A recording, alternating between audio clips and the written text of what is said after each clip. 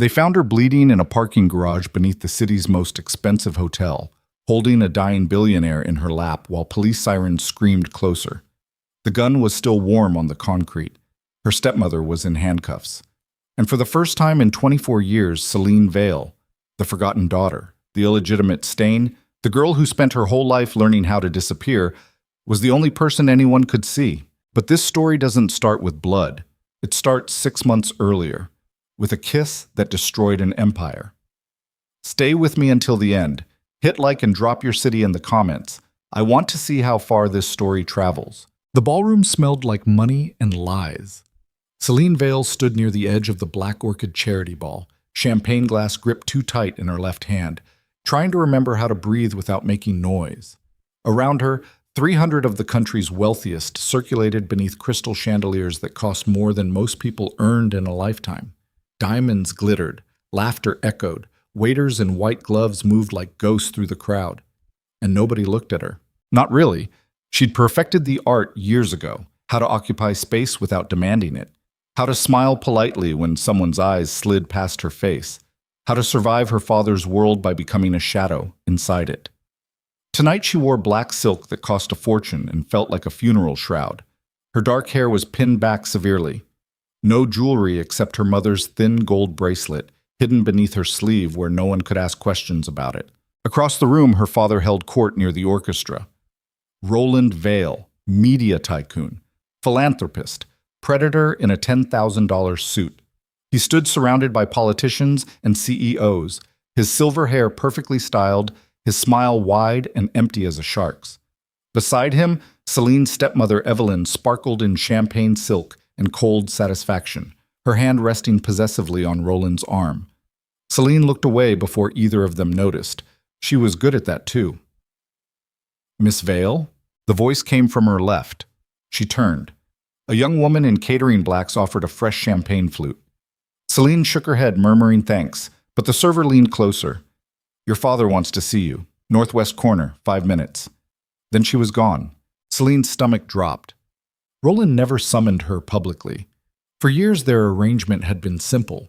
She attended the mandatory events, stayed quiet, asked for nothing. In return, he paid for her apartment, her education, her invisibility. It wasn't affection, it was containment. If he wanted to see her now, in the middle of his biggest charity event of the year, something had gone wrong. She set down her champagne and moved through the crowd. Nobody stopped her. Nobody noticed. She'd worn the same dress to 3 galas this year, and not one society columnist had ever mentioned her name. The forgotten daughter. The illegitimate mistake. The girl Roland kept at arm's length, like evidence of a crime he couldn't quite bury. The northwest corner was quieter, fewer people, darker. A hallway branched off toward the hotel's private rooms. Celine hesitated at the threshold. Then she saw him. Roland stood just inside the hallway, checking his phone. When he looked up and saw her, his expression didn't change. No warmth, no acknowledgement, just cold assessment, like she was a stock ticker he was trying to read. "You're late," he said. "You didn't give me much notice." "Don't be smart." He pocketed his phone. "We need to talk." Celine's pulse quickened. "About what?" Roland glanced past her shoulder, making sure they were alone. When he spoke again, his voice was lower, flatter. "I've made arrangements for your future." The words landed like a slap. "What kind of arrangements?" "The kind that benefits this family." Roland's jaw tightened. "You're 24 years old, Celine. You've had a very comfortable life thanks to my generosity. It's time you contributed something in return." Her throat closed. "What are you talking about?" "There's someone I want you to meet. His name is Marcus Hale. He's the son of Senator Hale. You've heard of him. Influential family, excellent connections. He's expressed interest in you." Celine stared at him. Interest? A relationship, potentially marriage, if things go well. The hallway tilted. She reached out, steadying herself against the wall. "You're joking." "I'm not. You can't arrange my life like I'm some kind of bargaining chip." "You're exactly that." Roland's voice turned sharp. "Do you have any idea how much debt this company is carrying? How many people are circling, waiting for Vale Global to collapse? I've spent 30 years building this empire, and I'm not going to let it fall apart because you're too naive to understand how the world actually works. This isn't the 18th century. No, it's worse. He stepped closer. The Hale family controls 3 senators and half the state's media regulation board. Marcus wants a wife who understands discretion, who won't embarrass him, who knows how to stay quiet. His eyes narrowed. You've been training for this your whole life. Selena's hands were shaking. And if I say no, then you lose everything. The apartment, the credit cards, the trust your mother left you. Roland's smile was thin and vicious. I control that money, Celine, every cent. And if you don't do this, you'll never see a dollar of it. Her mother's trust. The only thing left of the woman who died alone and abandoned, erased from the Vale family history like she'd never existed. Celine had spent years waiting to turn 25, when the trust would finally transfer to her name. It was the only leverage she had, the only escape route, and her father had just locked the door. Marcus is here tonight, Roland continued. I've already introduced him to Eveline. He's waiting to meet you in the gold room at 10 o'clock. You'll go. You'll be charming. You'll make a good impression. He checked his watch. You have 20 minutes. Then he turned and walked back toward the ballroom, leaving Celine alone in the hallway with her heart hammering against her ribs. She couldn't breathe, couldn't think. The walls pressed in. Somewhere in the distance, the orchestra played something bright and false. Laughter drifted through the air like smoke. Celine turned and stumbled deeper into the hallway, past closed doors and empty conference rooms, searching for somewhere private, somewhere she could fall apart without witnesses. Her vision blurred. Her chest felt too small for her lungs. She found a bathroom at the end of the corridor, locked herself inside, pressed her back against the door, and slid down to the cold tile floor. This was it. This was how her life ended.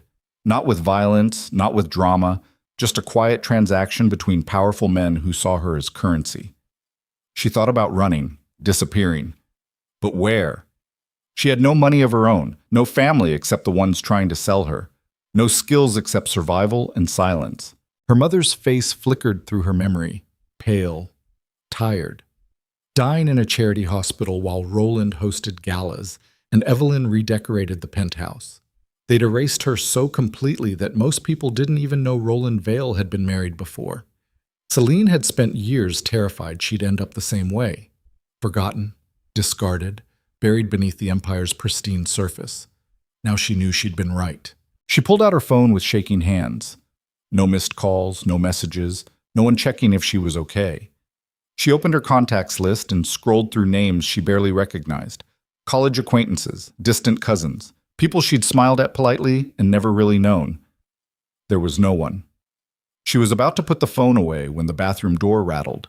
Celine froze. A knock. Sharp. Impatient. Occupied, she managed. Silence. Then a man's voice, low and unfamiliar. Open the door, Miss Vale. Her blood turned to ice. How did he know her name? She hadn't told anyone where she was going, hadn't...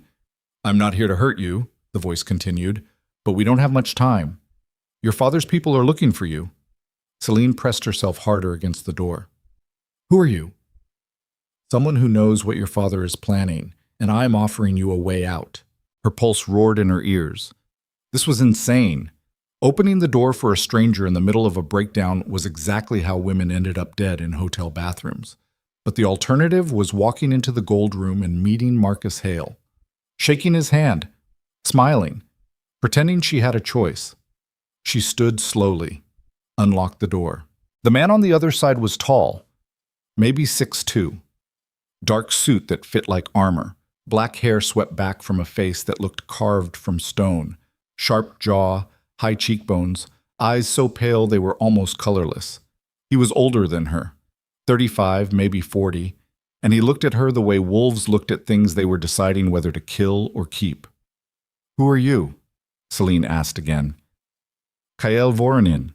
The name hit her like voltage. She'd heard it whispered in boardrooms and business columns. The billionaire ghost. The man who built a global security empire so powerful that governments negotiated with him instead of regulating him. He didn't do interviews, didn't attend galas, didn't exist in the same world as people like her. What do you want? she whispered. To make you an offer. Kyle's voice was quiet, controlled, like he'd learned how to speak without wasting a single word. Your father is going to trade you to Marcus Hale. I assume he didn't mention that Hale put his last girlfriend in the hospital. Celine's stomach lurched. Or that the Hale family uses women like currency to seal political alliances. You won't be a wife, you'll be collateral. How do you know this? Because I make it my business to know things. Hale's pale eyes didn't blink. And right now, you have two choices. You can go to the gold room and meet Marcus. Smile, play your part. Hope he's gentler than his reputation suggests. He paused. Or you can walk back into that ballroom with me and let me destroy your father's entire plan in front of 300 witnesses. Celine's breath caught. Why would you do that? Because I've been watching your family for 6 months. Vale Global is collapsing. Your father's been hiding debt through shell companies and falsified reports. He's desperate. And desperate men do ugly things. Cale tilted his head slightly. Also, I don't like Marcus Hale. That's not a reason to help me. No, but it's a reason to ruin him. Something flickered behind Cale's eyes, almost like amusement. You want the real reason? I think you're more useful to me alive and angry than you are broken and married to a senator's son. Celine stared at him. Everything about this was wrong, dangerous, insane. Kyle Veronin wasn't a hero. He was a predator in expensive clothing, offering her a different kind of cage. But at least this cage had a door. What do I have to do? She asked. Kyle reached into his jacket and pulled out a phone. He tapped the screen twice, then held it up so she could see. A live security feed showed the ballroom. Her father near the orchestra. Evelyn beside him. Marcus Hale entering through the main doors. Tall, blonde, smiling like a shark in a Brooks Brothers suit. In 3 minutes, you're going to walk into that ballroom on my arm, Kyle said. You're going to let me kiss you in front of everyone. And when your father tries to stop me, I'm going to announce that Celine Vale is under my protection now. Her heart stopped. That's insane. Yes. They'll destroy you. They'll try. Cale pocketed the phone. But I'm very hard to destroy. Celine's mind raced. This wasn't rescue. It was recruitment. Kyle Veronin didn't help people out of kindness. He collected leverage. If she agreed to this, she'd be trading one powerful man for another, one prison for another. But there was something in his eyes that her father's had never held. Recognition. Like he saw her as a person instead of a problem. What happens after? She asked quietly. After, you come with me. I have a car waiting, security, a place where your father can't reach you. Cale's voice softened just slightly, and then we figure out what you want to do next. Why should I trust you? You shouldn't. He met her eyes. But right now, I'm the only option you have that doesn't end with you in Marcus Hale's bed. Celine looked down at her hands. They were still shaking. She thought about her mother, about dying alone, about spending the rest of her life disappearing inside rooms built by men who saw her as currency. She thought about the girl she used to be before she learned to make herself small. Then she looked up at Kyle Voronin and made a choice that would burn her old life to ash. Okay. Kyle's expression didn't change, but something shifted in the air between them. Then let's go. He offered his arm. Celine took it. They walked back toward the ballroom together. Her pulse hammered. Her legs felt unsteady. Cale moved like he owned the building, smooth, unhurried, absolutely certain. People glanced at them as they passed. Whispers started. Who was that? Is that Kyle Veronin? Why is he with Roland Vale's daughter? By the time they reached the ballroom entrance, half the room was watching. Celine saw her father's face across the crowd, saw the confusion, then the anger. Roland started moving toward them, cutting through the crowd with Evelyn close behind. Marcus Hale stood near the bar, his smile faltering. Cale didn't slow down. He led Celine straight into the center of the ballroom, beneath the largest chandelier where everyone could see. The orchestra faltered. Conversations died. 300 faces turned toward them. Roland was 10 feet away now. 5. What the hell do you think you're... Kyle turned to Celine.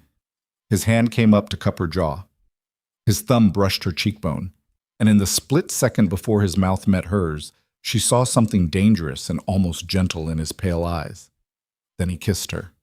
The ballroom exploded. Camera flashes erupted, gasps rippled through the crowd. Someone dropped a champagne glass. Celine's mind went blank. She'd expected a performance, something cold and calculated. But Kael kissed her like he meant it, like he was marking her as his in front of gods and monsters. When he pulled back, her lips were burning. Roland stood 3 feet away, his face white with rage. Evelyn's mouth hung open. Marcus Hale looked like he'd been punched. Kael turned to face the crowd. His voice carried across the silent ballroom, clear and absolute. Celine Vale is under my protection now. Anyone who has a problem with that can take it up with me directly. Then he looked at Roland. That includes you. For 5 endless seconds, nobody moved. Then Roland lunged.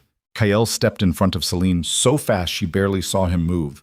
Roland's hand hit Kael's chest and stopped like it had struck a wall. Security guards appeared from nowhere. Not hotel security, Kael's people, dressed in black and built like soldiers. Touch her again, Kael said quietly, and I'll bury you. Roland's face twisted. You have no idea what you just started. Yes, I do. Kael's smile was cold as winter. I started a war, and you're going to lose. Then he took Celine's hand and led her toward the exit. The crowd parted. Nobody tried to stop them.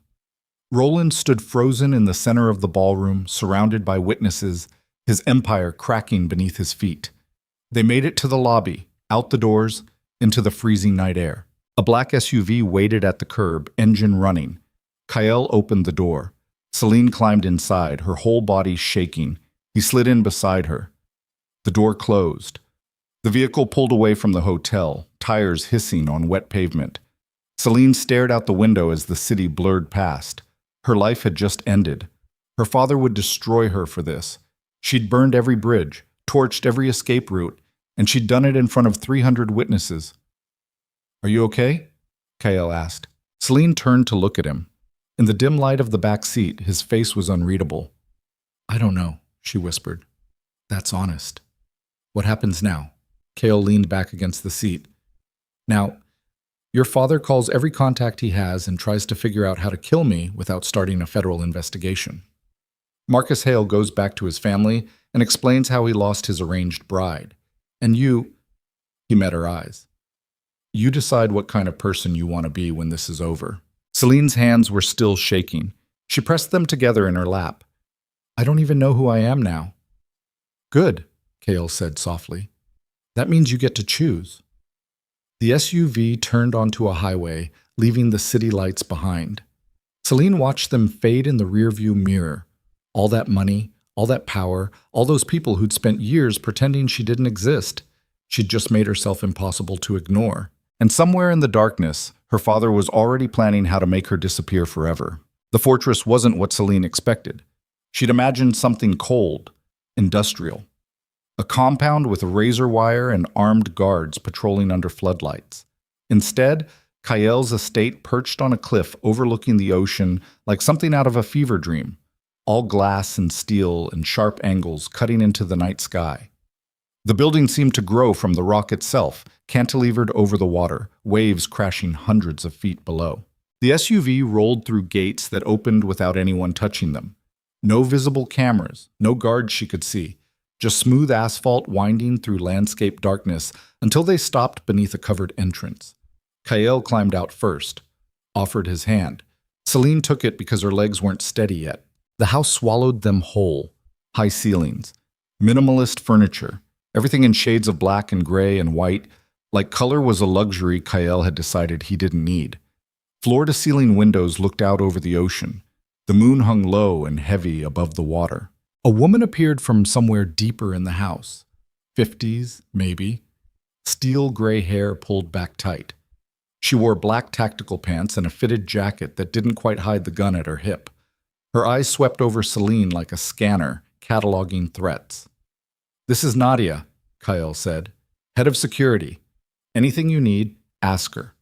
Nadia nodded once. No smile, no welcome, just assessment. Your father made 6 phone calls in the last 20 minutes, she said to Kael. 2 to his legal team, 1 to Senator Hale, 3 to journalists. Expected. Kael shrugged out of his jacket. Underneath, his white shirt was crisp and perfect. What about Marcus? Left the gala 10 minutes after you did. Went straight to his father's estate in the hills. Nadia's expression didn't change. He's angry. Good. Celine stood there feeling like furniture. Like something they'd moved from one room to another and were now discussing the placement of. Her hands were cold. Her feet hurt in heels she'd been wearing for 6 hours. The adrenaline was draining out of her system, leaving her hollow. Show her to the East Wing, Kael said. Make sure she has everything she needs. Then he walked away. Just like that. Disappeared down a hallway without looking back. Celine stared after him. That's it? Nadia raised an eyebrow. What were you expecting? I don't know. Answers, an explanation, something other than being handed off like luggage? You want answers, you'll get them, but right now you look like you're about to collapse. Nadia turned toward a staircase. Come on. Celine followed because she didn't know what else to do. They climbed stairs that seemed to float in midair, suspended by invisible supports. Everything in this house felt temporary, like it could all vanish if someone pulled the wrong wire. The East Wing was another world. Warmer, softer. A bedroom 3 times the size of her apartment, decorated in cream and pale gray. Enormous windows overlooking the ocean. A bathroom with a tub that could fit 4 people. Closets full of women's clothing in her size. Celine stopped. Whose clothes are these? Yours now. Nadia opened a drawer.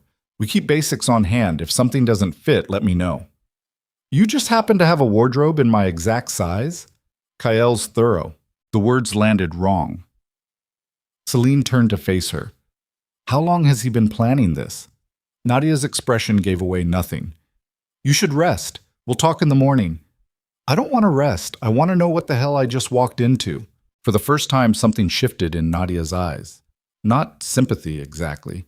More like recognition. You walked into a war you didn't start.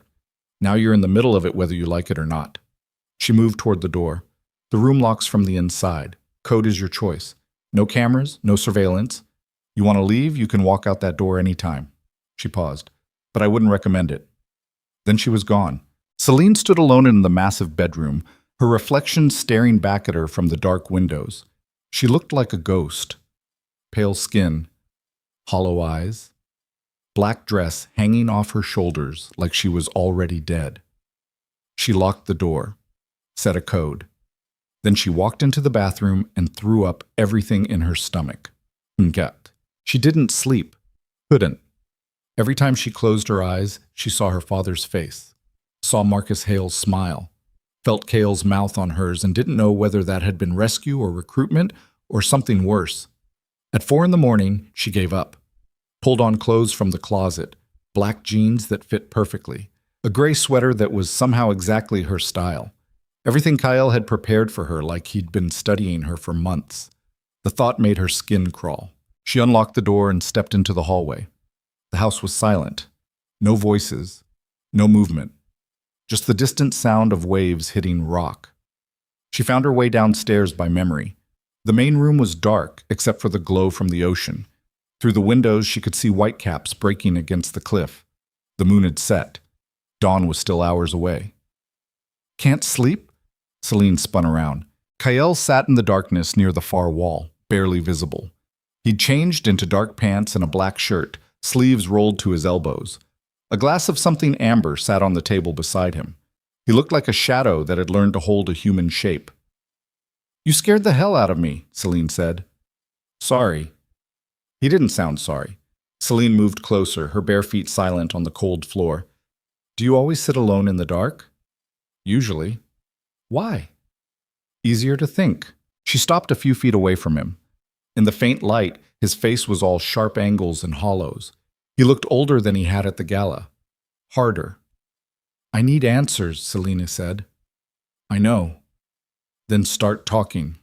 Kael took a drink, set the glass down carefully. What do you want to know? Everything. Why you were at the gala, how you knew about Marcus, why you helped me, what you want from me. Her voice cracked slightly. Why you have a closet full of clothes in my size. I've been investigating your father for 6 months. The words were flat, emotionless. Why? Because Veil Global is a house of cards built on fraud and blackmail. And when it falls, it's going to take a lot of innocent people down with it. Cale leaned forward slightly. Your father's been hiding debt through shell companies, falsifying earnings reports, using media influence to bury stories about corporate crimes. I wanted to know how deep it went. And me. You weren't part of the investigation. Not at first. He paused. Then 3 months ago, I found communications between your father and Marcus Hale's family. They were negotiating terms, money, political favors. And you. Celine's stomach turned. You've known for 3 months. Yes. And you didn't tell me. I didn't know you. Cale's eyes met hers. You were just a name in a file. Another victim of powerful men making deals. I see 100 cases like that every year. So what changed? I started watching you. The words hung in the air between them. That's not creepy at all, Celine said. No, it's not. Cale's voice didn't change. I watched how you moved through your father's world, how you made yourself invisible, how you survived by becoming nothing. He tilted his head slightly. And I realized you weren't a victim. You were a prisoner. There's a difference. What difference? Victims give up. Prisoners plan escapes. Cale stood slowly. You've been planning yours for years. I just gave you an exit. Celine wrapped her arms around herself. You still haven't told me what you want. Information, your father's secrets, names, financial records, anything you know that can help me destroy him. I don't know anything. He kept me at arm's length my entire life. You know more than you think. Cale moved closer. Not threatening exactly, but deliberate. You've been in his house, attended his parties, heard conversations people thought you weren't listening to. You're invisible, Celine. That makes you dangerous. I'm not dangerous. I'm terrified. Those aren't mutually exclusive. She looked up at him. In the darkness, his pale eyes seemed to glow. What happens if I can't give you what you want? Then you stay here until this is over. I'll make sure your father can't touch you. After that, you can disappear. New identity, new life. He'll never find you. That's it? You just let me go? Yes. Why don't I believe you? Something almost like a smile crossed Cale's face. Because you're smarter than you pretend to be. Celine turned away from him, moving toward the windows. The ocean stretched out forever, black and violent. My whole life, I've been nothing. A footnote. A mistake my father tried to hide, and now suddenly I'm important enough for you to start a war over? You're not important to me. Cale's voice came from right behind her. She hadn't heard him move. But what you represent is, your father tried to sell you like livestock. Marcus Hale thought he could buy you. They treated you like you were disposable. He paused. I have a problem with men who think human beings are currency. Why? Silence. Then, quietly, because I used to be one of them. Celine turned. Cale stood close enough that she could see the muscle working in his jaw, close enough to see the scars on his hands, old wounds, badly healed. What does that mean? She asked. It means I've done things that would make your father look like a saint. Cale's eyes were empty. I've killed people, destroyed families, helped powerful men bury their crimes in exchange for money and influence. I built this empire on blood and blackmail. He stepped back. The difference is I stopped pretending it was noble. Celine's pulse hammered. Why are you telling me this? Because you deserve to know who you're standing next to. You think that scares me? It should. You're wrong. Celine moved closer again. You know what scares me? Going back. Being nothing again, spending the rest of my life waiting for powerful men to decide what happens to me. Her voice shook. I'd rather stand next to a monster who's honest about it than a father who pretended to love me while selling me to the highest bidder. Cale stared at her. Something shifted behind his eyes. Not warmth exactly, but recognition. Then we have a deal, he said. What deal? You give me everything you know about your father. I give you the tools to destroy him. Cale's voice dropped. And when this is over, you walk away free. No strings, no debt. Celine searched his face for the lie, for the trap, but all she saw was cold certainty. Okay, she whispered. Okay. They stood there in the darkness, Two damaged people making a bargain that would burn the world down around them. Then Kael's phone buzzed. He pulled it out. Read something. His expression hardened. What? Celine asked. Your father just released a statement to the press. He's claiming I kidnapped you. Her blood turned to ice. What? Kael turned the phone so she could see. There it was, her father's face on every major news site. Billionaire's daughter missing after Gala incident. Roland Vale demands return of daughter. Security footage shows Kael Veronin leaving with Vale heiress. Celine's hands started shaking again. He's lying. I went with you willingly. I know, but he's got 300 witnesses who saw me kiss you without warning, saw me take you out of there while he was trying to stop me. Kael's jaw tightened. He's building a narrative, and it's working. So what do we do? You make a choice. Celine looked up at him. What choice? You can go back. I'll drive you to your apartment right now. You tell the press it was a misunderstanding. You apologize to your father. Maybe he forgives you. Maybe he doesn't, but you're out of this. Or you go public. Tell them the truth. Tell them your father tried to sell you to Marcus Hale. Tell them everything.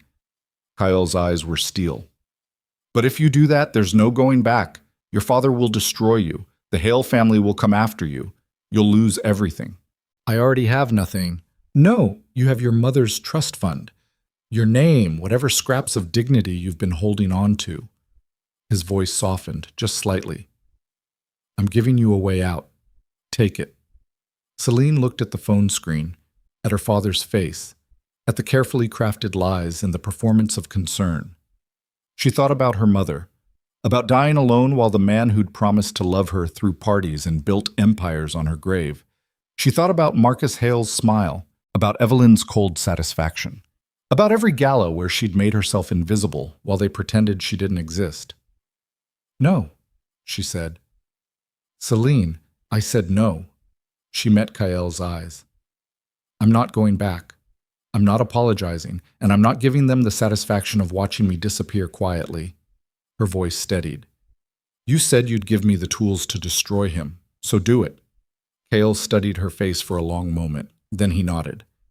Nadia, he said, without raising his voice. She appeared from nowhere. Celine jumped.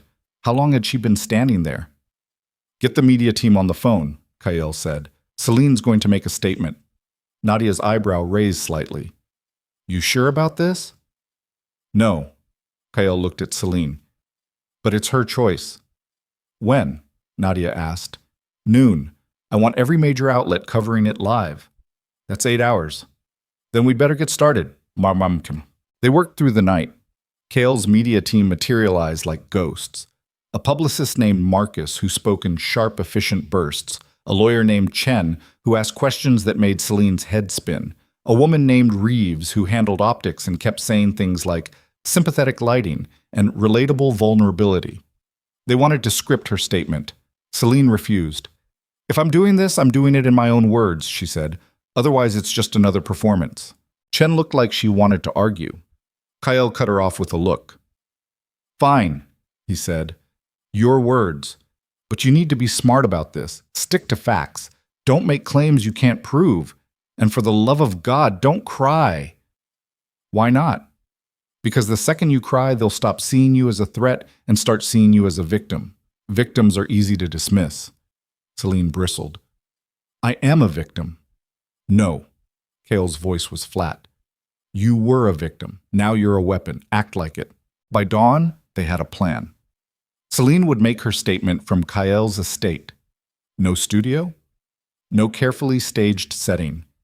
Just her, standing in front of those massive windows overlooking the ocean, telling the truth in daylight where everyone could see her face. Nadia brought coffee. Celine drank it black and bitter, feeling it burn down her throat. At 11:30, the camera crews arrived. They set up lights, checked angles, talked in hushed professional voices about apertures and audio levels. Celine stood in the bathroom and stared at her reflection. She looked like death, pale, hollow-eyed, hair pulled back severely. No makeup except what Reeves had applied. Just enough to keep her from looking like a corpse on camera, not enough to make her look polished. You're going to be okay, Reeves said behind her. You don't know that. No, but I've seen people fall apart on live television. You're not going to be one of them. How do you know? Because you're angry, and angry looks better than scared. At 11:50, Celine walked into position. The camera was 10 feet away. A laptop showed her the live feed. She looked small and alone against those massive windows, the ocean churning behind her like a storm. Kael stood off to the side, barely visible. He caught her eye, nodded once. Then the red light came on. Celine took a breath and spoke. My name is Celine Vale. 24 hours ago, my father tried to sell me to a man I'd never met in exchange for political favors. I'm here to explain what happened. I'm here to tell you the truth. Her voice didn't shake. She told them everything. About Marcus Hale, about her father's threats, about the trust fund being held hostage, about growing up invisible in a house full of powerful people who treated her like evidence of a crime. She didn't cry. She looked straight into the camera and gave them facts. Names, dates, details. Kyle Voronin didn't kidnap me, she said. He gave me a choice my father never did, and I chose to walk away from a family that spent 24 years pretending I don't exist. The camera kept rolling. Somewhere in the world, millions of people were watching. I know my father will deny this. I know he'll call me a liar. I know he'll use every resource he has to destroy my credibility. Celine's hands were steady at her sides. But I'm done being quiet. I'm done making myself small so powerful men can feel comfortable. If my father wants to come after me, he can do it publicly, in front of everyone. She paused. And he'd better bring proof. The red light went dark. Silence. Then Chen said, Holy shit! Marcus was already on his phone, scrolling through reactions. It's everywhere. Twitter, Reddit, every news site. You're trending globally. Celine's legs went weak. She sat down hard on the nearest chair. Cale crossed to her, handed her water. You did good. I just declared war on my own father on live television. Yes. I'm insane. Probably. He almost smiled.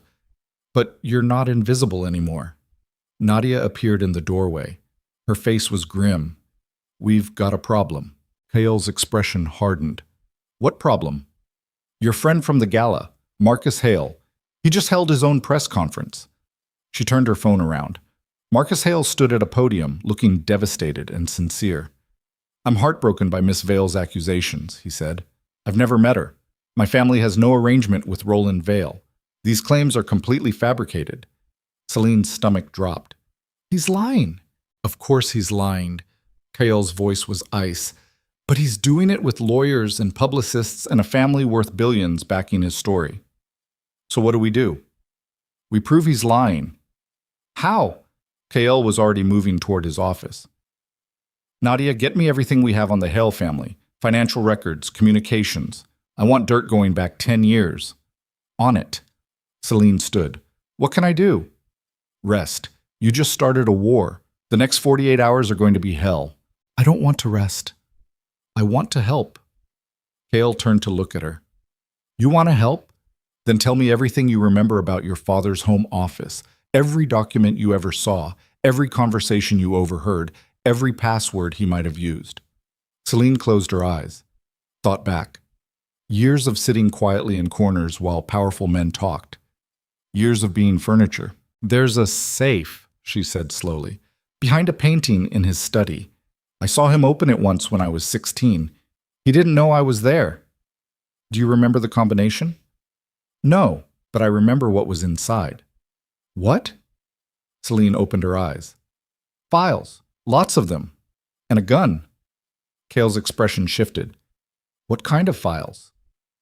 I don't know, I couldn't see, but he was careful with them, like they were important. Could you get back into that house?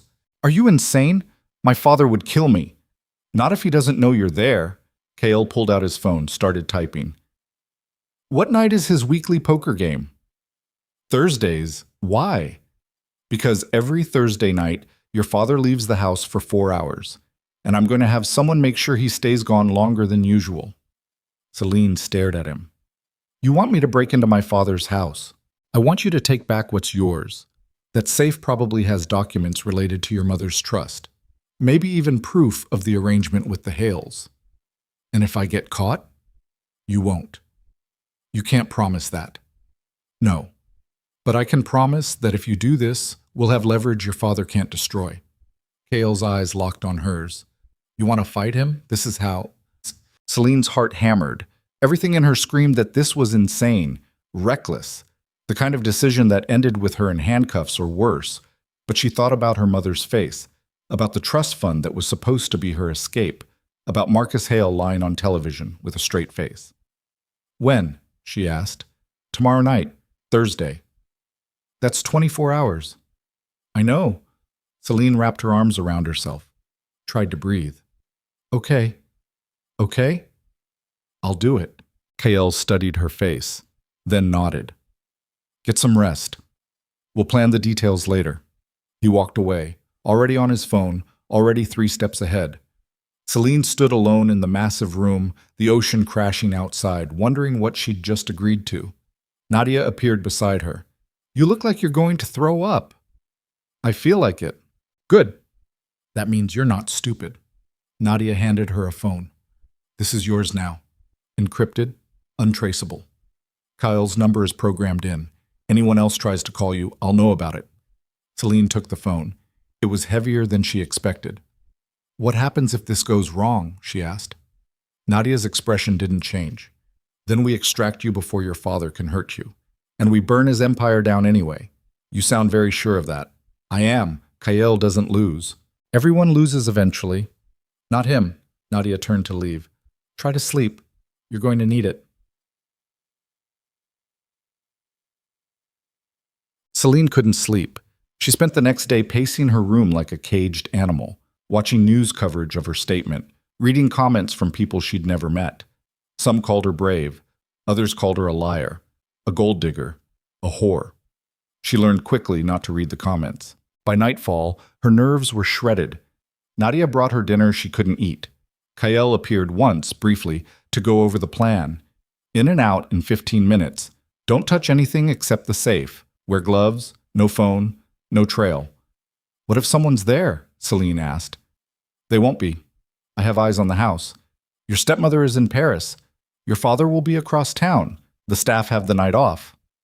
How did you arrange that? I made it very worth their while to take a vacation. Celine looked at him.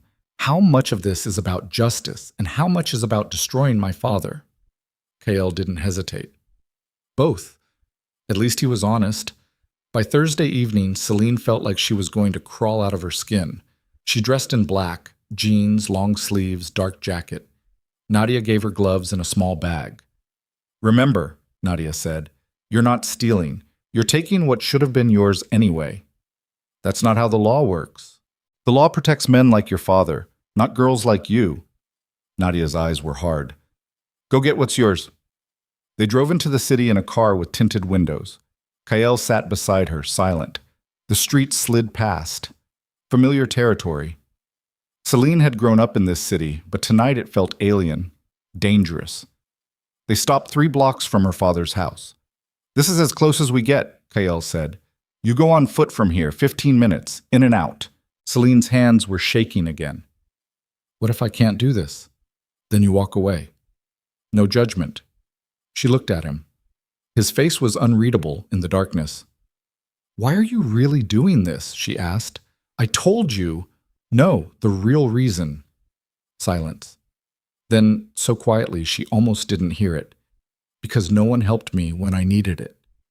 Before she could respond, he handed her an earpiece. Put this in. I'll be listening the whole time. Celine fitted it into her ear, heard his voice come through clearly. Can you hear me? She nodded. Good. Now go. She climbed out of the car. The night air was cold. Her breath fogged. She started walking. Her father's house rose up like a monument. Stone and glass and old money. She'd grown up here, learned to be invisible here. And now she was breaking in like a thief. The side entrance was where she remembered. Key code hadn't changed. Her father was arrogant enough to keep the same code for years. The door clicked open. She was inside. The house was dark, silent. Every shadow felt hostile. You're doing fine, Kael's voice said in her ear.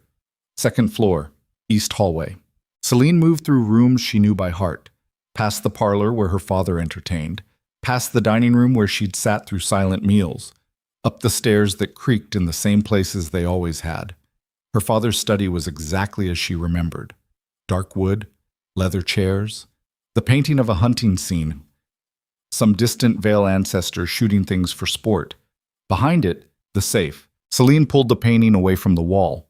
The safe was old, mechanical, not digital. She had no idea how to open it. Problem, she whispered. I don't know the combination. Try your mother's birthday. Celine froze. How do you know my mother's birthday? I know everything about your family. Try it. She did. The lock didn't turn. Try yours. Nothing. Try the date Vale Global was founded. Celine's hands were sweating inside the gloves. She spun the dial, heard something click. The safe opened. Inside, exactly as she remembered, files, documents, and a gun. Celine reached for the files with shaking hands, started pulling them out. Financial records, legal documents. And there, a contract. An agreement between Roland Vale and Senator Hale. Terms of alliance was printed across the top. Her name was on page 3. Celine's vision blurred. There it was, in writing. Proof that her father had sold her like livestock. Dates, terms, monetary considerations. Did you find something? Kael's voice in her ear. Yes. Then get out, now. Celine shoved the documents into her bag, started to close the safe. Then she saw it. At the bottom of the safe, another file, thicker than the others. She pulled it out, opened it. Her mother's name was on the first page. Celine's hand started shaking so hard she almost dropped it. Page after page of medical records, threats, blackmail, and photos. Her mother, thin and dying, alone in a hospital bed. And at the bottom, a handwritten note in her father's writing. Evelyn handled the termination. No witnesses, problem contained. Celine's blood turned to ice. Termination. What termination? She flipped back through the pages. Found it. A pregnancy. Not her mother's. Another woman. Pregnant with Roland Vale's child. Evelyn had forced her to terminate it. Celine thought she might be sick. Celine, Kael's voice was sharp now. You need to move. Car just pulled into the drive. Your father's home early. Terror spiked through her. What? Someone tipped him off. Get out. Now. Celine shoved the files into her bag, slammed the safe closed, pushed the painting back into place with hands that wouldn't stop shaking. Downstairs, she heard the front door open. Her father's voice. Check upstairs? Every room. Celine ran. Down the hallway. Toward the back stairs. She could hear footsteps behind her. Heavy boots. Security. Basement exit, Kael said in her ear. Go. She took the stairs 2 at a time, burst into the basement, found the old service door that opened onto the alley. It was locked. Kael, kick it. Celine threw her full weight against the door. Once. Twice. The lock splintered. She stumbled into the alley just as lights flooded the basement behind her. She ran. Celine's lungs burned. She ran through the alley, feet pounding concrete, the bag of stolen files slapping against her ribs with every stride. Behind her, she could hear shouting, footsteps. Her father's security spreading out like a net. Left at the corner, Kael's voice crackled in her ear. I'm 2 blocks south. She turned left. Her ankle twisted on something. Broken pavement. Trash, she didn't know. But she caught herself and kept moving. The city blurred around her. Streetlights. Shadows. The electric hum of a world that didn't care if she lived or died. A black SUV screeched around the corner ahead. Celine's heart stopped. Then the passenger door flew open and Nadia leaned out. Get in! Celine dove into the back seat. The door slammed. Tires screamed as they accelerated away from the curb. She pressed herself against the leather seats, gasping, her whole body shaking. Kael sat in front beside Nadia. He didn't turn around. Did they see you? He asked. I don't know. Celine's voice came out broken. Maybe. I don't know. Check the cameras, Kael said to Nadia. Nadia was already on her phone, fingers flying. Nothing clear, too dark. If they got her face, it's buried in shadow. Good enough. Kale's jaw was tight. What happened? You said he wasn't supposed to be there. Someone called him. Nadia's eyes flicked to the rearview mirror. Anonymous tip that there was an intruder. Whoever it was knew exactly when to make the call. Leak? Has to be. Celine pulled the earpiece out with shaking hands. Her hair was plastered to her forehead with sweat. Her heart felt like it was trying to break through her ribs. I got the files. Kael finally turned to look at her. All of them? Everything in the safe. Let me see. Celine pulled the documents from the bag and handed them forward. Kael took them, scanning quickly even as Nadia drove them through back streets at speeds that made Celine's stomach lurch. His expression didn't change as he read. Didn't flicker. Just cold assessment. Then he stopped on one page. His whole body went rigid. Kael? Nadia glanced over. What is it? He didn't answer, just kept staring at the document in his hands like it had grown teeth. Celine leaned forward. What? What did you find? Kael's voice came out flat, empty. When did your mother die? The question hit like a fist. What? When did she die, Celine? 12 years ago. I was 12. Why? Kael held up the document. Because according to this medical record, she didn't die of cancer. The world tilted. Celine grabbed the back of his seat to steady herself. What are you talking about? This is a toxicology report, dated 3 days before her death. Kael's hands were perfectly still now, controlled. High levels of digoxin in her bloodstream, consistent with poisoning. That's not possible. It's right here. They told me it was cancer, pancreatic cancer. They told me they lied. Kael turned the page. And there's more. Financial transfers from Vale Global to the hospital administrator. Payoffs. Hush money. His pale eyes met hers. Your father had your mother killed. Celine couldn't breathe, couldn't think. The car kept moving, but everything else stopped. She stared at the document in Kael's hands, at the clinical language describing her mother's murder like it was a balance sheet. Numbers, dates, signatures. No. The word came out barely a whisper. No, that's not... I'm sorry. And for the first time, Kael actually sounded like he meant it. But this is what your father is. This is what you're fighting. Celine pressed her hands against her face. Her mother's face flickered through her memory, pale and thin in that hospital bed, telling Celine to be good, to stay quiet, to survive. She'd thought it was cancer eating her mother alive, thought it was just bad luck, just the universe being cruel. She'd never imagined it was murder. Why? Her voice cracked. Why would he kill her? Kael flipped through more pages. Because she found out about the pharmaceutical trials, the falsified data. People died because your father's company pushed through drugs that weren't safe. Your mother was going to expose him. So he poisoned her. Yes. And made it look like cancer. Yes. Celine's hands dropped. She stared at nothing. 12 years. 12 years of believing her mother had just been unlucky. 12 years of her father playing the grieving widower at charity events while Eveline redecorated the house and erased every trace of the woman he'd murdered. I'm going to kill him. The words came out calm, certain. I'm going to walk back into that house, and I'm going to kill him. No, you're not. Kael's voice was firm.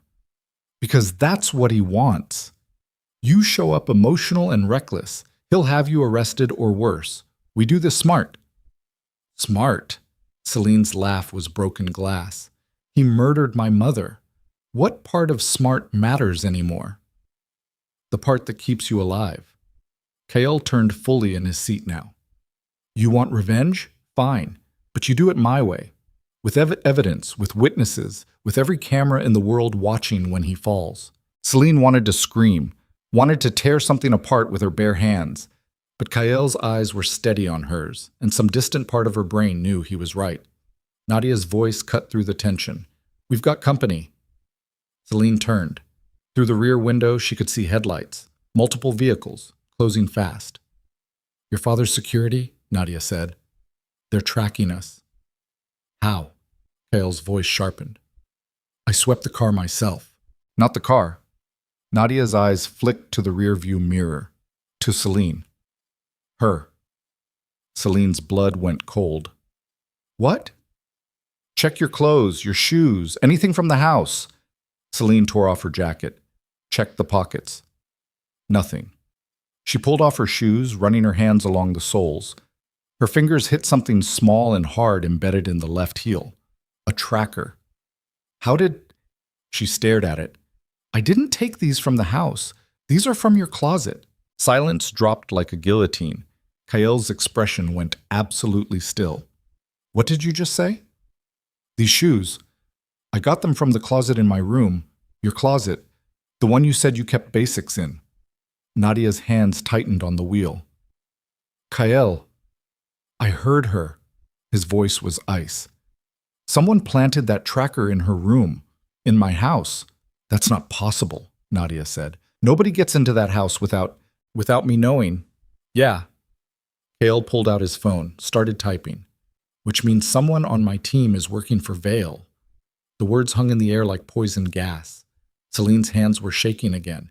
You said I was safe there. You said I was wrong. Kael's jaw was carved from stone. Nadia, lose them. Nadia slammed the accelerator. The SUV shot forward, weaving through traffic like a missile. Behind them, the pursuing vehicles matched their speed. Horns blared. Celine grabbed the door handle as they took a corner hard enough to lift the inside wheels off the pavement. I can't shake them, Nadia said through gritted teeth. They're too close. Then we go to ground. Kael was already pulling up maps on his phone. East Docks, warehouse district. I've got a safe house there that's off the books. How off the books? The kind nobody knows about except me. They screamed down side streets through industrial areas where the city looked like a war zone. Abandoned factories, graffiti-covered walls, streetlights that barely worked. The pursuing vehicles fell back slightly but didn't disappear. Celine's heart hammered against her ribs. What happens when we get there? We find out who the leak is, Kael said, and we eliminate the problem. The way he said eliminate made Celine's skin crawl. They pulled into a narrow alley between two massive warehouses. Nadia killed the lights, stopped the engine. For a moment, there was just breathing and the distant sound of traffic. Then headlights swept past the alley entrance. The pursuit vehicles drove right past them. Nobody moved. 30 seconds, a minute. The headlights disappeared. Clear, Nadia whispered. Kael opened his door. Let's move. They climbed out into the darkness. The air smelled like oil and salt water and decay. Kael led them to a rusted door set into the warehouse wall. He punched in a code that had to be 20 digits long. The door opened. Inside was nothing like the exterior suggested. Clean, well lit. A small apartment carved out of the industrial space. Computers, weapons lockers. Enough supplies to survive a siege. What is this place? Celine asked. Insurance. Kael locked the door behind them. 3 separate locks. I've got 4 places like this scattered around the city. Locations nobody knows. Resources nobody can trace. Paranoid much? Nadia muttered. Paranoia keeps you alive. Kael moved to the computers, started pulling up security feeds. And right now, it's the only thing keeping us ahead of your father. Celine sank into a chair. Her whole body felt like it was made of broken glass. She still had the tracker in her hand, this tiny piece of metal that had almost gotten them killed. Who has access to your house? She asked quietly. Kael didn't look up from the screens. 23 people, security team, house staff, a handful of trusted associates. You trust all of them? I did. His voice was bitter. Now I don't trust anyone. Nadia was checking weapons, loading magazines with practiced efficiency. We need to narrow down the list. Figure out who planted that tracker. Already on it. Kael's fingers flew across the keyboard. I'm pulling security footage from the East Wing. Every person who entered Celine's room in the last 48 hours. The screen filled with black and white footage. Celine watched herself walking through hallways, Nadia bringing her food, house staff changing linens. Then a figure she didn't recognize, male, early 30s, dark hair, moving through her room at 3 a.m. while she'd been downstairs unable to sleep. Who is that? Celine asked. Kael's face went white. Kael. Nadia moved closer to look. Who is that? Dmitry Volkov. The name came out like broken glass. My head of operations. My second in command. Kale's hands clenched into fists. The man I've trusted with my life for 8 years. Nadia's expression went cold. Where's he now? Kale pulled up a location tracker. A red dot pulsed on the screen. The estate. He's still at the estate. He's waiting for us to come back. Yeah. Kale stood, started pulling weapons from the locker. So we don't go back? Not yet. Celine watched him move with the fluid efficiency of someone who'd done this 1,000 times, loading guns, checking ammunition, becoming something other than the controlled businessman she'd met at the Gala. Why would he betray you? She asked. Kale's laugh was hollow. Money. Leverage. Maybe your father offered him something I couldn't. He slammed a magazine into a pistol. Doesn't matter why. What matters is he's been feeding Vale information about us from the beginning. Celine's stomach turned. Which means my father knew I was there, knew about my statement, knew we were planning to break into his house. And he let it happen anyway. Kale's eyes were absolutely empty now. Because he wanted you to take those files. The words hit like a punch. What? Celine stood. That doesn't make sense. Why would he want me to have proof of what he did? Because the proof isn't what you think it is. Kale grabbed the files from where he'd set them down, started going through them again, faster now. These documents, the medical records, the contracts, they're too perfect, too complete. Your father's paranoid. He wouldn't keep everything in one place unless... He stopped. His face went absolutely white. Unless what? Nadia demanded. Kyle held up one of the pages. Unless they were bait. He turned it so Celine could see. There, at the bottom of the toxicology report, a tiny mark, almost invisible. A watermark she'd missed the first time. Property of Vale Global Legal Archive.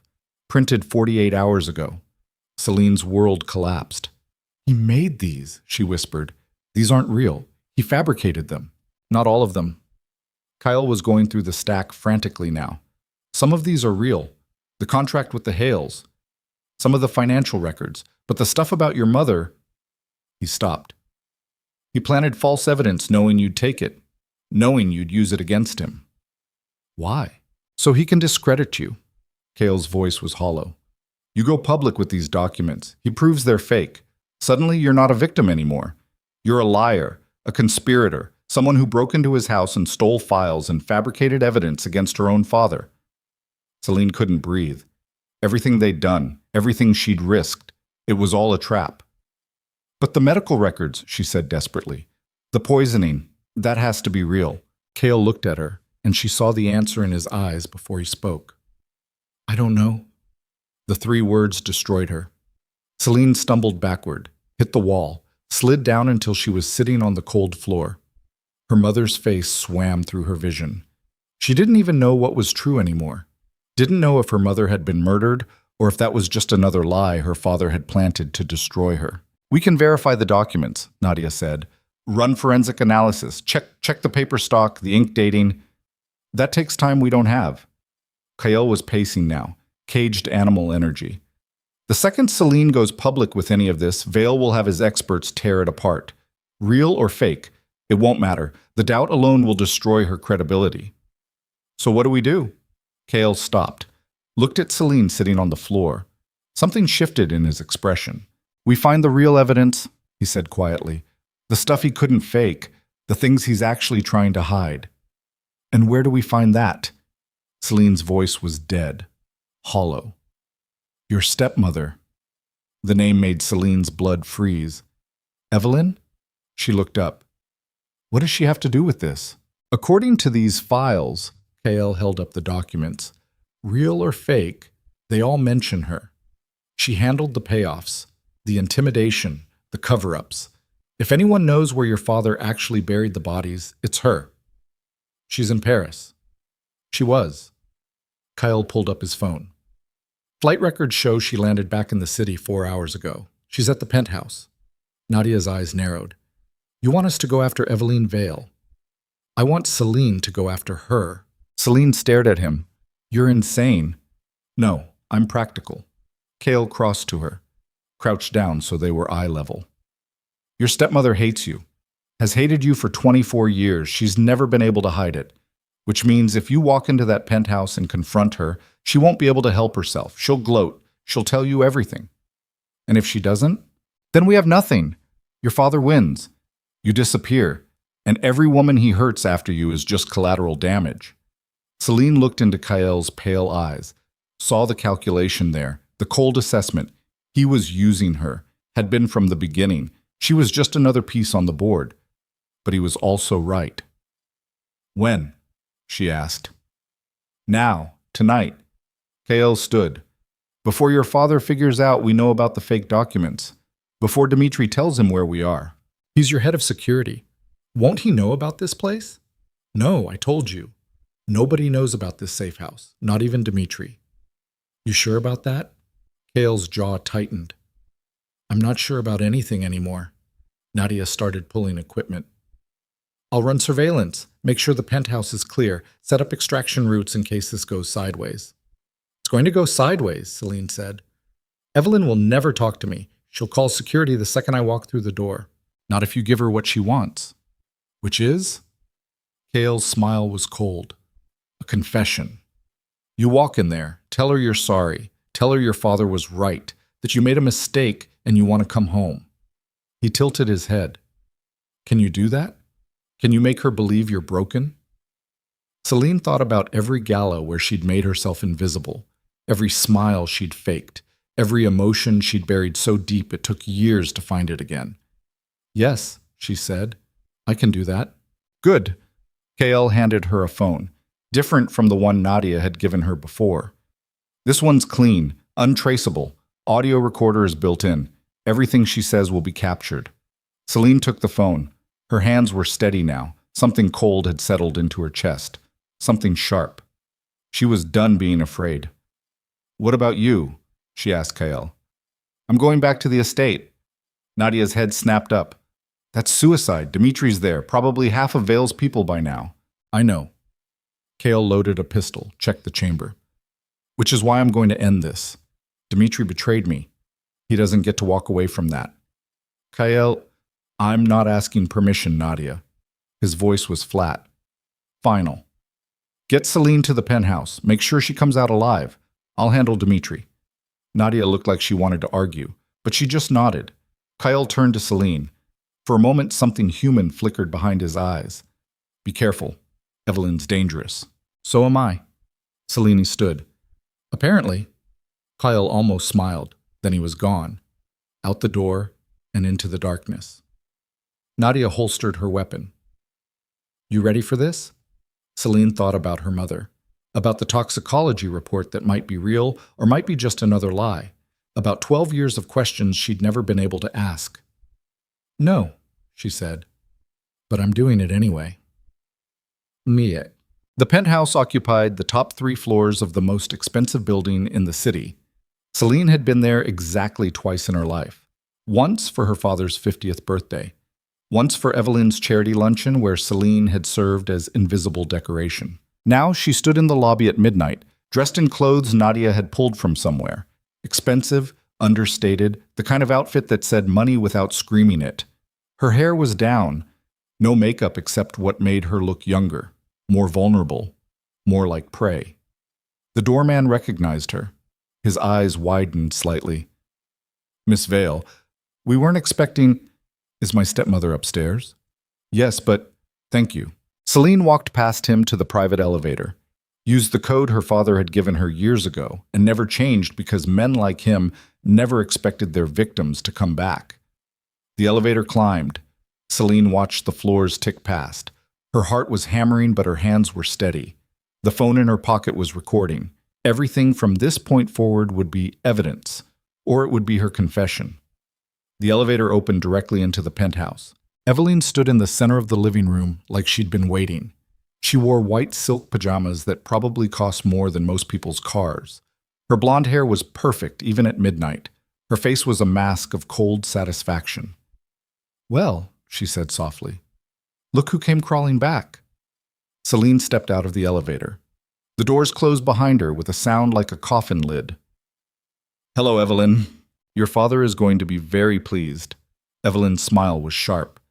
He's been worried about you. Thought you might do something stupid. I did do something stupid. Celine kept her voice small, broken. I trusted Kael Voronin. And now? Now I know I made a mistake. Celine looked down, clasped her hands together. I want to come home. Evelyn laughed. The sound was like breaking glass. You think it's that easy? You humiliate your father on live television, steal from his house, run away with a criminal, and now you just want to come home? I'll apologize. Publicly. I'll say whatever he wants me to say. Why? Evelyn moved closer. What changed? Celine met her eyes. I found out the truth about my mother. Something flickered across Evelyn's face, too fast to read. What truth? That she wasn't sick, that she was murdered. Evelyn's expression went absolutely still. Then she smiled, and Celine knew. In that moment, she knew everything. So you finally figured it out, Evelyn said softly. Took you long enough. Celine's hands clenched. You knew. Of course I knew. I was the one who suggested it. Evelyn walked to the bar, poured herself wine like they were discussing the weather. Your mother was going to destroy everything. The company, the family. All because she found some emails about pharmaceutical testing. She took a sip. Roland was too soft, too sentimental. He actually loved her once. Can you imagine? You killed her. Don't be dramatic. The doctors killed her. We just paid them very well to use the wrong medication. Evelyn's eyes glittered. Digoxin overdose looks remarkably like heart failure in someone already weakened by stress. Very tidy. Celine's vision blurred red. Every muscle in her body screamed to launch herself at this woman, to tear her apart with bare hands. But the phone in her pocket was recording every word. Why? Celine whispered. Because she was in the way. Evelyn set down her wine glass. I'd been Roland's mistress for 3 years. I'd earned my place in this family, and your mother, her lip curled. Your mother thought she could take it all away just because she had a conscience. She was dying anyway. Cancer takes too long, and people with cancer sometimes get sentimental. Start confessing, writing letters. Evelyn shrugged. We couldn't risk it, so we accelerated the timeline. And me? You were insurance. As long as you existed, there was always the possibility you'd inherit something, ask questions, cause problems. Evelyn's smile widened. That's why we kept you small, invisible, dependent. It was remarkably effective. Until now. Until now. Evelyn picked up her wine again. But you've made this very easy, Celine. Chassé. Walking in here alone, confessing that you fabricated evidence against your father, that you broke into his house. Her eyes glinted. All I have to do is call the police. Tell them you threatened me, and you'll spend the next 20 years in prison for burglary, fraud, and attempted extortion. Celine's blood turned to ice. This wasn't a confession. It was another trap. The phone in your pocket, Evelyn said casually. The one you think is recording this conversation. It's not. Celine's hand flew to her pocket, pulled out the phone. The screen was black. Dead. Signal jammer, Evelyn explained, built into the penthouse security system. Any unauthorized device stops working the second you walk through that door. It's how we keep journalists and corporate spies from recording private conversations. Celine stared at the dead phone in her hand. Everything Evelyn had just said. The confession. The murder. The poisoning. None of it had been recorded. You see? Evelyn's voice was almost kind now. You never had a chance. Your father knew you'd come here, knew you'd try to get me to confess, and I was happy to oblige. She finished her wine. Because now I get to watch you realize that you've lost. Completely, permanently.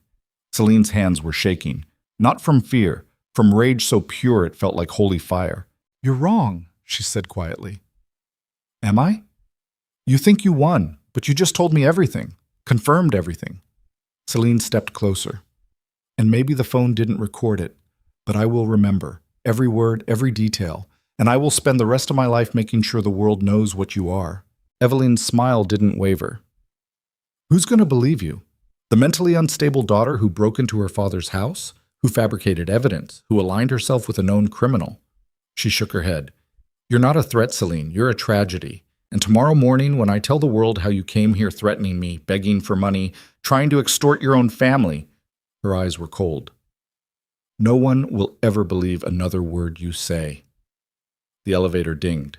Both women turned. The doors opened. Roland Vale stepped out. He looked at his daughter standing in the middle of his penthouse at midnight, and his face twisted into something between rage and triumph.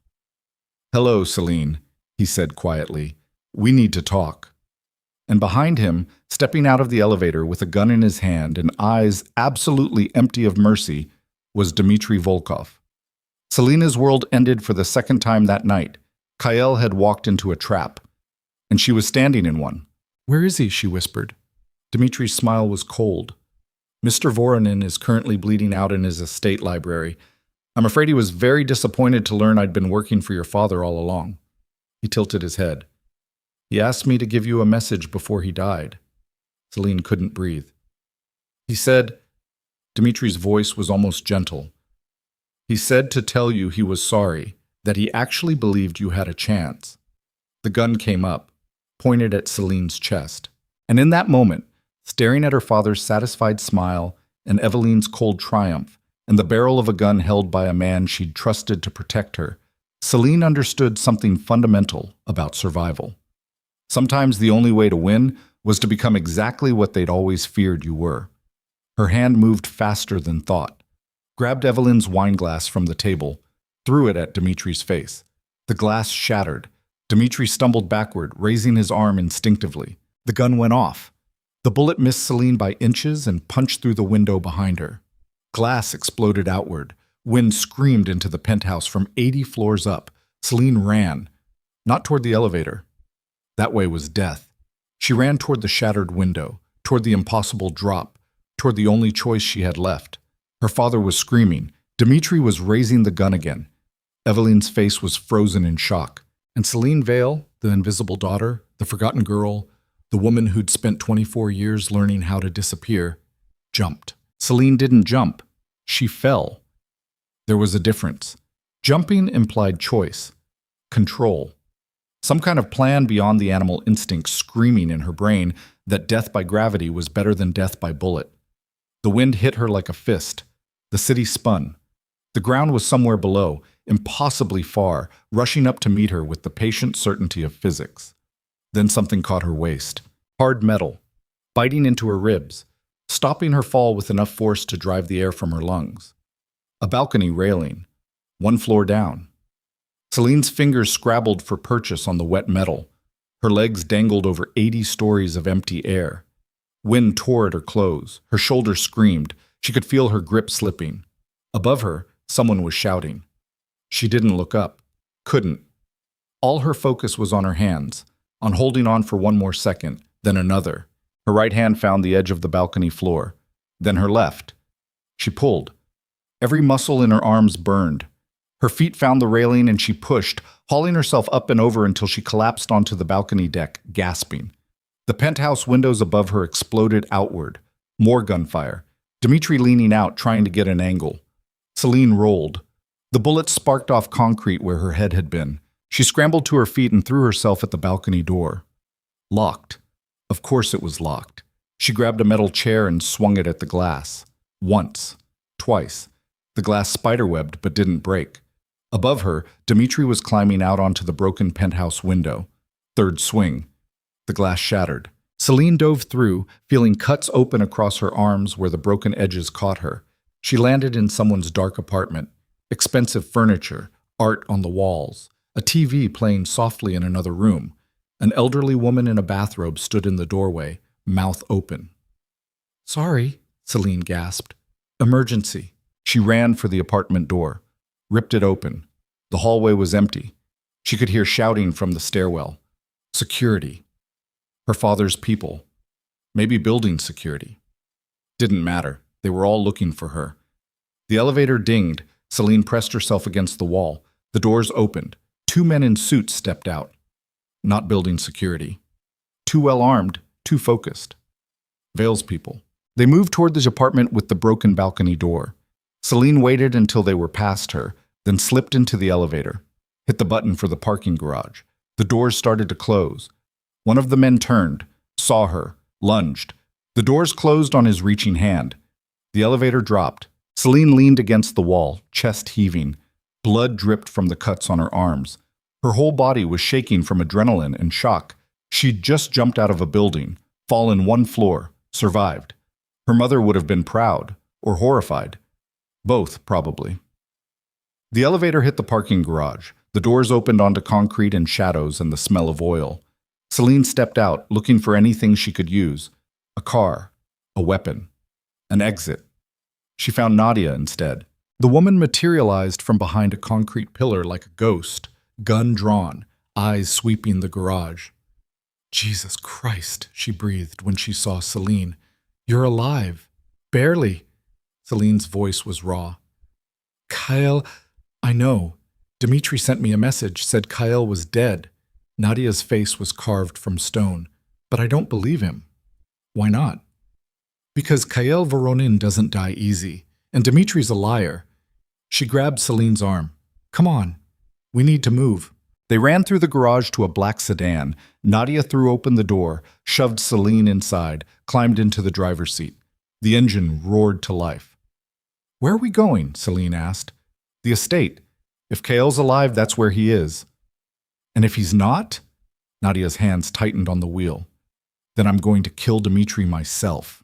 They screamed out of the garage into the city night. Nadia drove like the devil was chasing them. Maybe he was. Celine looked back and saw headlights, multiple vehicles, following. "They're on us," she said. "I know. Can you lose them?" "No." Nadia's voice was flat. "Not this time. They're too organized, too prepared." She glanced at Celine. "Your father's been planning this for months. We walked right into it." Celine slumped in the seat. Her arms were still bleeding. Her ribs ached from hitting the balcony. Everything hurt. The recording didn't work. Evelyn confessed to everything and the phone was jammed. "I have nothing." "You have you." Nadia took a corner hard. "You're alive. That's more than your father expected." "For how long?" Nadia didn't answer. They drove in silence. The city blurred past. Celine watched the headlights in the rearview mirror, counted vehicles. 5. No, 6. An army. Her father wasn't taking chances anymore. Her phone buzzed. Not the dead one from the penthouse. The encrypted one Kyle had given her at the safe house. She pulled it out. One new message from an unknown number. She opened it. 3 words. Still breathing, barely. Celine's heart stopped. "It's him, Kyle. He's alive." Nadia grabbed the phone. "Read the message." Something shifted in her expression. Not relief exactly, but determination. "Where is he?" Another message came through, GPS coordinates, the estate. "He's still at the house," Nadia said. "Dmitri must have left him for dead. Or it's a trap. Probably both." Nadia accelerated. "So, doesn't matter, we're going anyway." The estate rose up against the night sky like a fortress. All the lights were on now, every window blazing. Celine could see figures moving inside. Security. Armed men patrolling the grounds. Dmitri's people.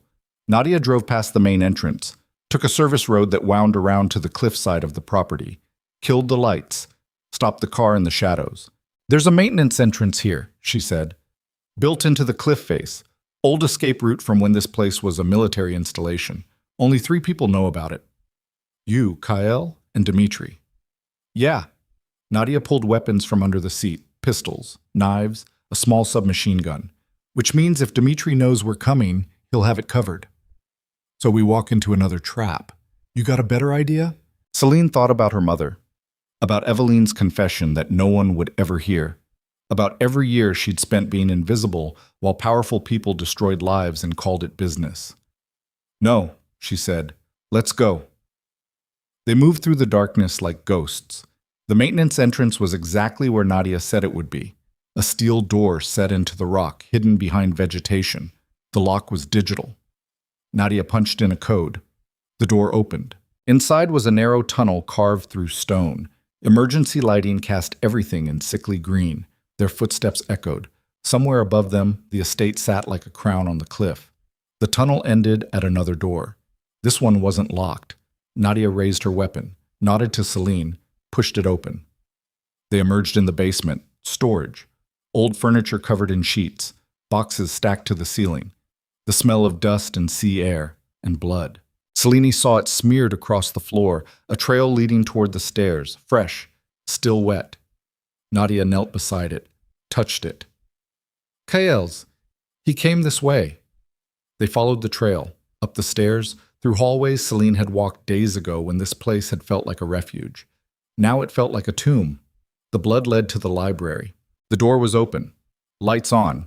Inside, the room looked like a war zone. Furniture overturned, books scattered, bullet holes in the walls. And in the center of it all, slumped against a leather chair with his shirt soaked red, was Kael. Selene ran to him. His eyes were closed. His face was white. Blood pooled beneath him. For one horrible second, she thought they were too late. Then his eyes opened. "You're alive," he said. His voice was barely a whisper. "So are you." Selene pressed her hands against the wound in his side.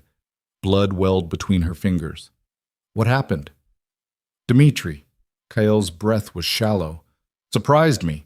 Got a shot off before I could—" He coughed. Blood flecked his lips.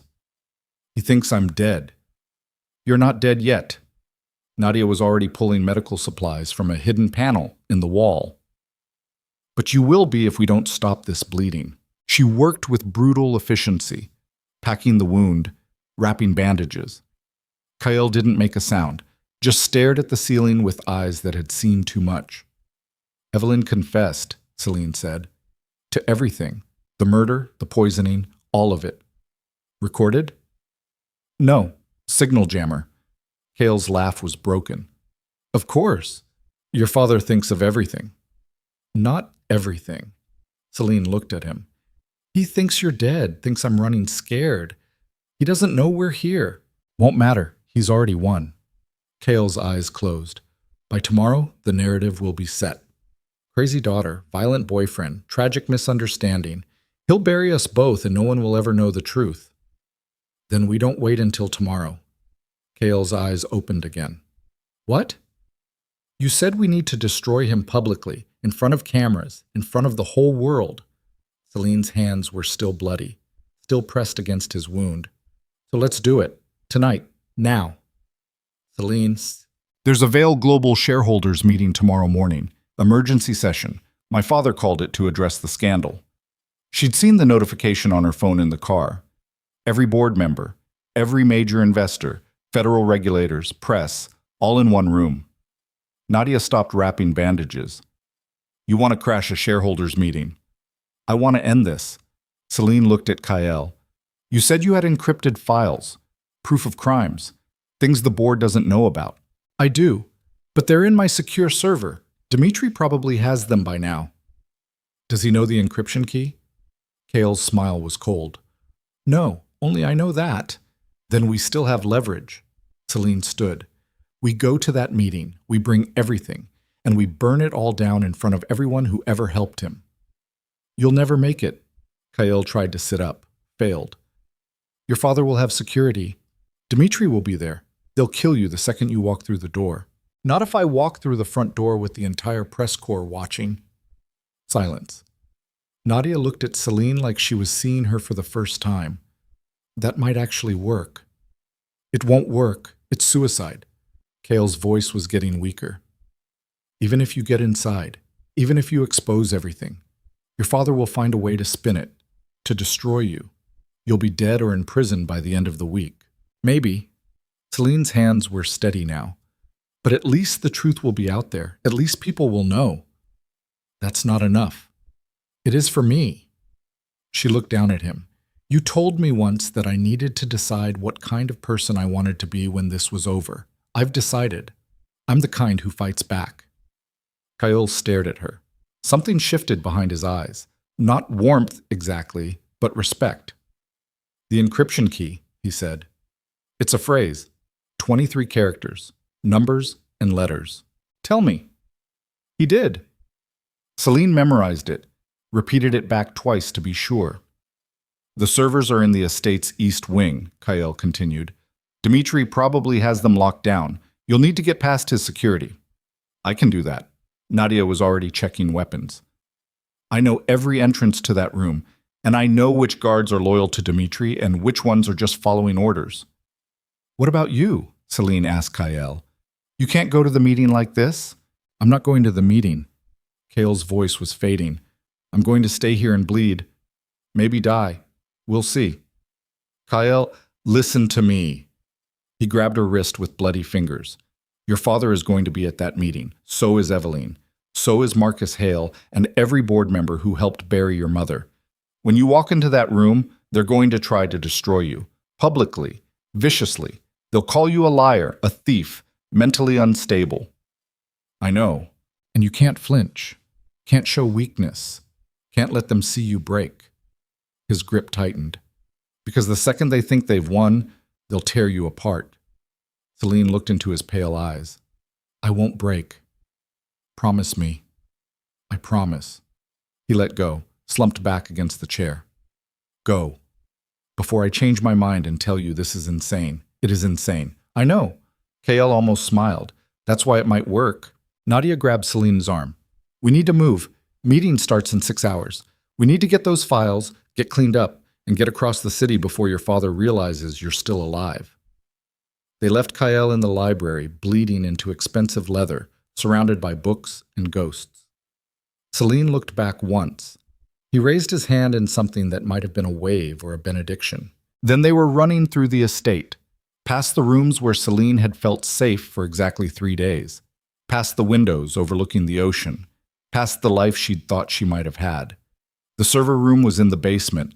Nadia bypassed the locks with codes Dmitri hadn't thought to change. Inside, rows of black metal towers hummed with electricity and secrets. Which one? Celine asked. All of them. Nadia was pulling drives, copying data. We take everything, sort it out later. Footsteps echoed in the hallway outside. They both froze. Voices. Men. Coming closer. How many exits? Celine whispered. 1. The voices were right outside now. Nadia raised her weapon, aimed at the door, then the footsteps passed, kept going. Both women breathed again. How much longer? Celine asked. 2 minutes. The longest 2 minutes of Celine's life. She stood by the door, watching shadows move past, counting heartbeats. Finally, Nadia shoved drives into a bag and nodded. They slipped out into the hallway, moved like shadows back toward the tunnel. Behind them, someone shouted, Discovery. Alarm. They ran. Down the corridor, into the basement. The tunnel entrance was ahead. 20 feet. 10. Gunfire erupted behind them. Celine felt a bullet pass so close to her head that her hair moved. They dove through the tunnel door. Nadia slammed it shut, locked it from the inside. On the other side, men pounded against the metal, shouting. The door wouldn't hold forever. Move, Nadia said. They ran through the tunnel, emerged into the night air. The car was where they'd left it. They threw themselves inside. Nadia started the engine just as the tunnel door exploded open behind them. Tires screamed. The car shot forward, bullets sparked off the trunk. Then they were gone, racing down the service road into the darkness. Celine looked back, saw figures spilling out of the tunnel. Dmitri's face illuminated in the headlights of pursuit vehicles. He saw her. Even from this distance, she could see his expression change. The shock. The rage. She was supposed to be dead. Kyle was supposed to be dead. The whole plan was supposed to be finished. Celine smiled, raised her middle finger. Then they were around a curve and out of sight. They spent the next 4 hours in another safe house. This one was an apartment in a residential building. Normal. Forgettable. The kind of place nobody looked twice at. Nadia worked on the servers, pulling files, decrypting data, building a case file that could destroy empires. Celine showered, watched blood swirl down the drain, cuts from broken glass, bruises from the balcony. She looked like she'd been through a war. She felt like it too.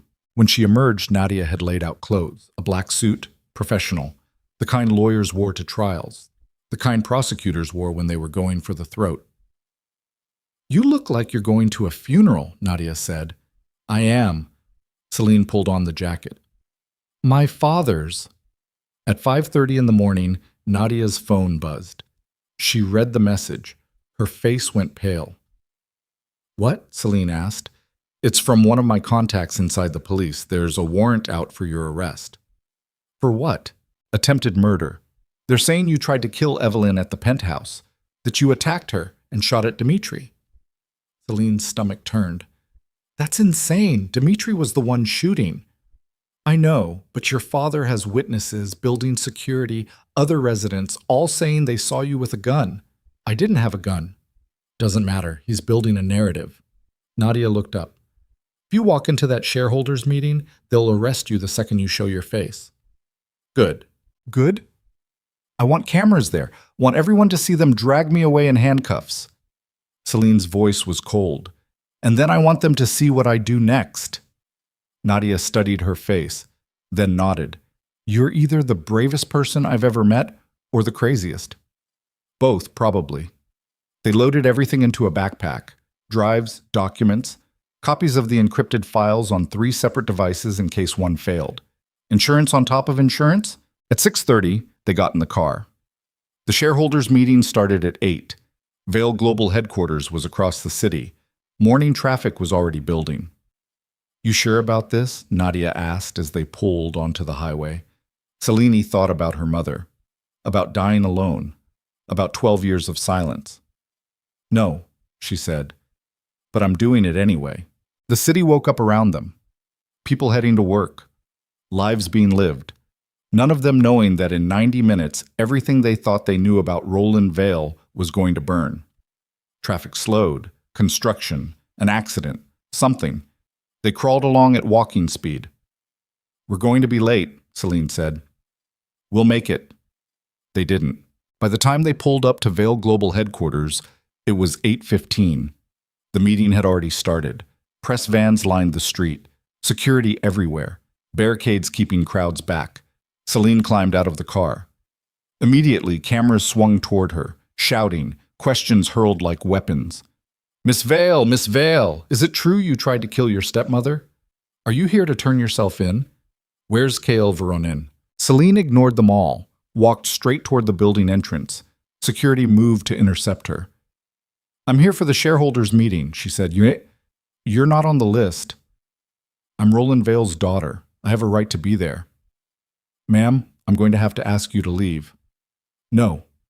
The security guard reached for her arm. Cameras flashed. This was being broadcast live. Celine could see news crews filming everything. Perfect. You're assaulting me, she said clearly. On camera, in front of witnesses. Is that what Vale Global Security does now? The guard hesitated.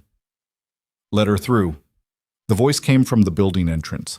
A woman in an expensive suit, corporate, high level. Celine didn't recognize her. Ma'am, she's not authorized. I said let her through.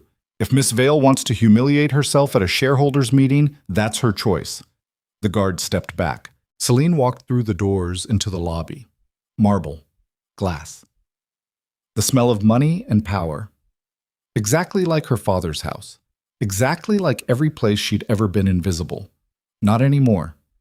She took the elevator to the top floor. The doors opened onto a conference room the size of a small stadium. Rows of seats, a stage at the front, screens showing stock tickers and corporate branding. And at the center of the stage, speaking into a microphone, was her father. Roland Vale looked like he'd aged 10 years overnight. His face was drawn, his suit perfect, but his eyes were exhausted.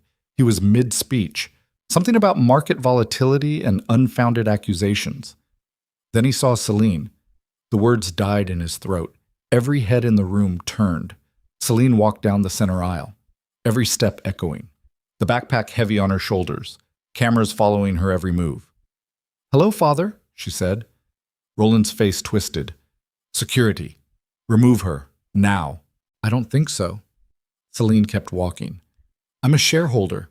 I inherited stock from my mother, which means I have a right to be here. You're under arrest for attempted murder. Funny, I don't see any police.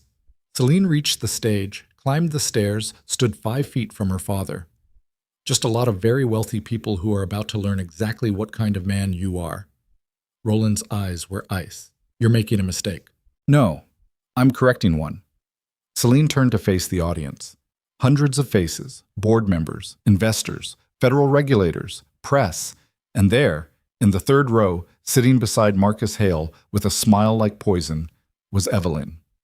Celine pulled the backpack off her shoulders, set it on the table beside the microphone. "My name is Celine Vale," she said, her voice carried across the room. "And I'm here to tell you the truth about Vale Global, about my father, about the people who built this company on lies and murder." Roland lunged for the microphone. Nadia appeared from the wings, gun drawn, aimed at Roland's chest. "Don't," she said quietly. The room erupted, shouting, people standing, security rushing the stage. But the cameras were still rolling, still broadcasting, and Celine started talking. She told them everything: the pharmaceutical trials, the falsified data, the payoffs to doctors and politicians, the shell companies hiding debt, the blackmail, the intimidation. And then she told them about her mother. "Her name was Cassidy Vale," Celine said, "and my father had her murdered because she was going to expose him." Roland's face went white. "That's a lie." "Is it?" Celine pulled drives from the backpack. "Because I have medical records, financial transactions, emails, all of it encrypted on these servers." She held them up. "All of it proof. Those files are fabricated, stolen, inadmissible." "Maybe." Celine's smile was cold. "But they're real. And in about 30 seconds, every news outlet in the world is going to have copies." She nodded to Nadia. Nadia's fingers flew across her phone. "Uploading, sending, broadcasting." "You can't do this," Roland said. His voice was shaking now. "You're my daughter." "No?" Celine looked at him, really looked at him. "I was your victim. There's a difference." Then the doors at the back of the room burst open. Police, federal agents, streaming in with weapons drawn. "Roland Vale, you're under arrest for fraud, conspiracy, and obstruction of justice." Roland backed away. "This is insane. You can't—" "And Evelyn Vale, stand up, please." Evelyn stood slowly. Her face was a mask. "You're under arrest for conspiracy to commit murder and witness tampering." The room exploded into chaos. Agents moved through the crowd, handcuffing board members, reading rights. The press was going insane. Cameras everywhere. This was being broadcast globally. And Celine stood in the center of it all, watching her father's empire collapse in real time. Marcus Hale tried to slip out a side door. 2 agents blocked his path. "Not you, Mr. Hale. We have questions about your family's involvement in political bribery." His perfect face crumbled. Roland was in handcuffs now, being led away. He looked back at Celine one last time. "You've destroyed everything," he said. "Good," Celine said. "You taught me how." Then he was gone. Evelyn didn't look at Celine as they led her past, just stared straight ahead with eyes that had gone completely empty. The room was still chaos. Celine stood on the stage, alone now, watching it all burn. A hand touched her shoulder. She turned.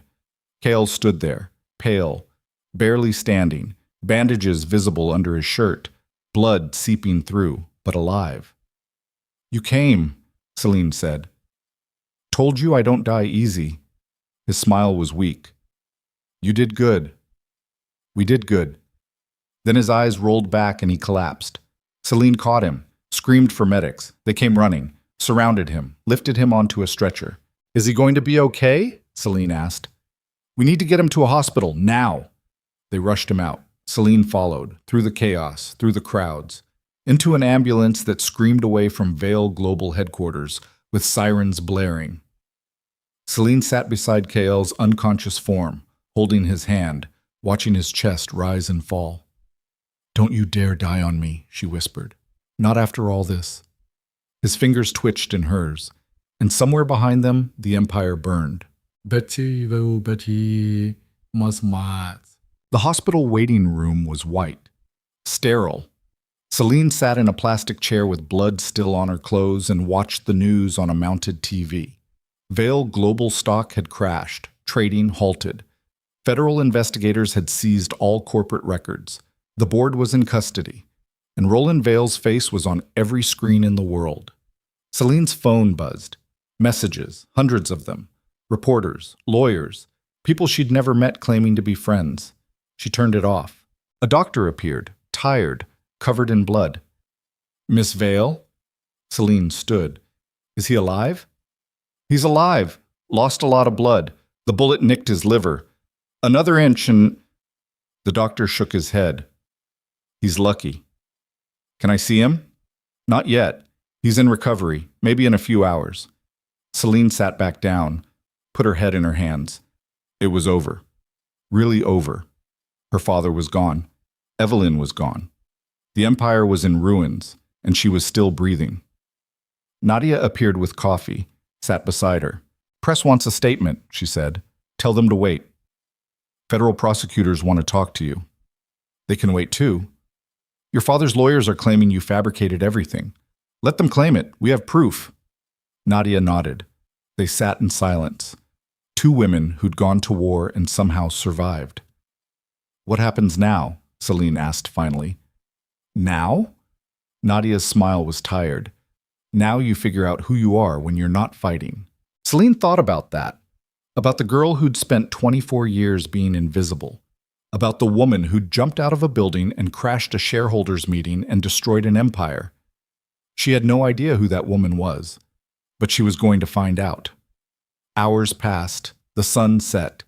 Visiting hours ended. A nurse appeared. Miss Vale? He's asking for you. Celine followed her through sterile hallways to a private room. Cale lay in a hospital bed, pale as death, hooked up to machines that beeped steadily. His eyes were open. Hey, he said. His voice was barely there. Hey! Celine sat in the chair beside the bed. You look terrible. Feel worse. He tried to smile. Did we win? Yeah, we won. Good. His eyes closed. Was starting to think we wouldn't. Me too. They sat in silence, just breathing, just alive. Celine? Cale's eyes opened again. Yeah? I love you. The words hung in the air between them. Celine stared at him. At this damaged, violent man who'd given her a way out and then fought beside her when she chose war instead. I love you too, she said. But I won't lose myself loving you. Cale's smile was real this time. Genuine. Good, he whispered. You were never meant to. Then he slept. And Celine sat beside him, holding his hand, watching the night deepen outside the window. The war was over, but the world was just beginning. The trial lasted 3 months. Celine sat in the courtroom every single day. Front row, where her father could see her, where Evelyn couldn't look away, where every board member who'd helped bury her mother had to face what they'd done. The media called it the trial of the decade. Cameras lined the courthouse steps. Reporters shouted questions that Celine never answered. She just walked through them with her head up and her eyes forward, flanked by Nadia on one side and lawyers on the other. Cale couldn't attend. He was still recovering. The bullet had done more damage than the doctors initially thought. Weeks in the hospital, physical therapy, learning to walk without pain. But he watched every day on live television from his room, Nadia told her. Never missed a minute. The prosecution built their case methodically. Financial records, testimony from whistleblowers. The encrypted files Celine had stolen became the foundation of everything. Expert witnesses explained the pharmaceutical fraud, the falsified trials, the people who died because Roland Vale valued profit over lives. Then came the murder charge. The courtroom went silent when they presented evidence about Cassidy Vale. Medical records, toxicology reports, financial transfers to the hospital administrator who'd administered the fatal dose of digoxin disguised as heart medication. Celine watched her father's face as they laid it all out. Watched him sit there in his expensive suit with his expensive lawyers and realized that every lie he'd ever told was being dismantled in front of the world. He never looked at her. Not once. Like if he ignored her hard enough, she'd disappear again. Evelyn was worse. She sat at the defense table with perfect posture and dead eyes, her lawyer arguing that she'd been coerced, that Roland had controlled her, that she was just another victim.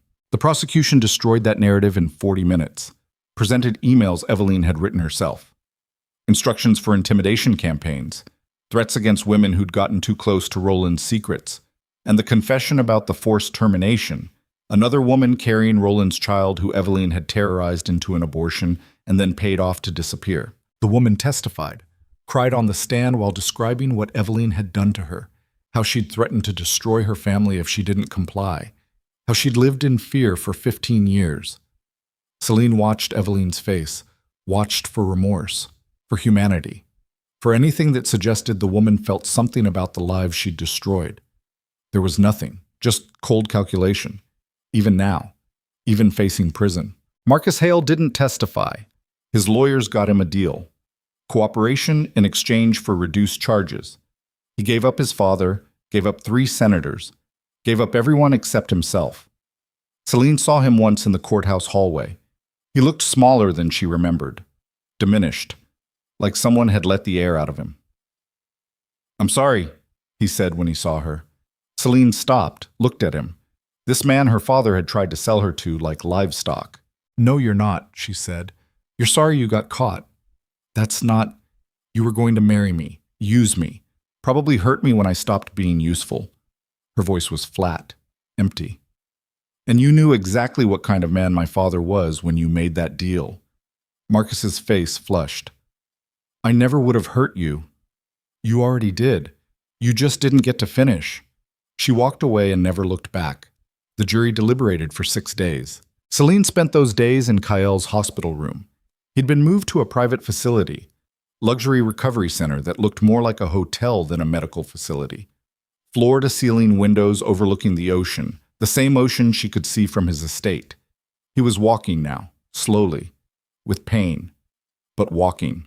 They didn't talk about the trial, didn't talk about what came after, just existed in the same space, reading, watching the water, learning how to be 2 people who weren't at war anymore.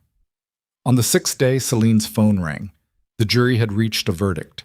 She drove to the courthouse alone. Kael offered to come, but she told him no. This was something she needed to do by herself. The courtroom was packed, standing room only, every seat filled with people who wanted to see how this ended.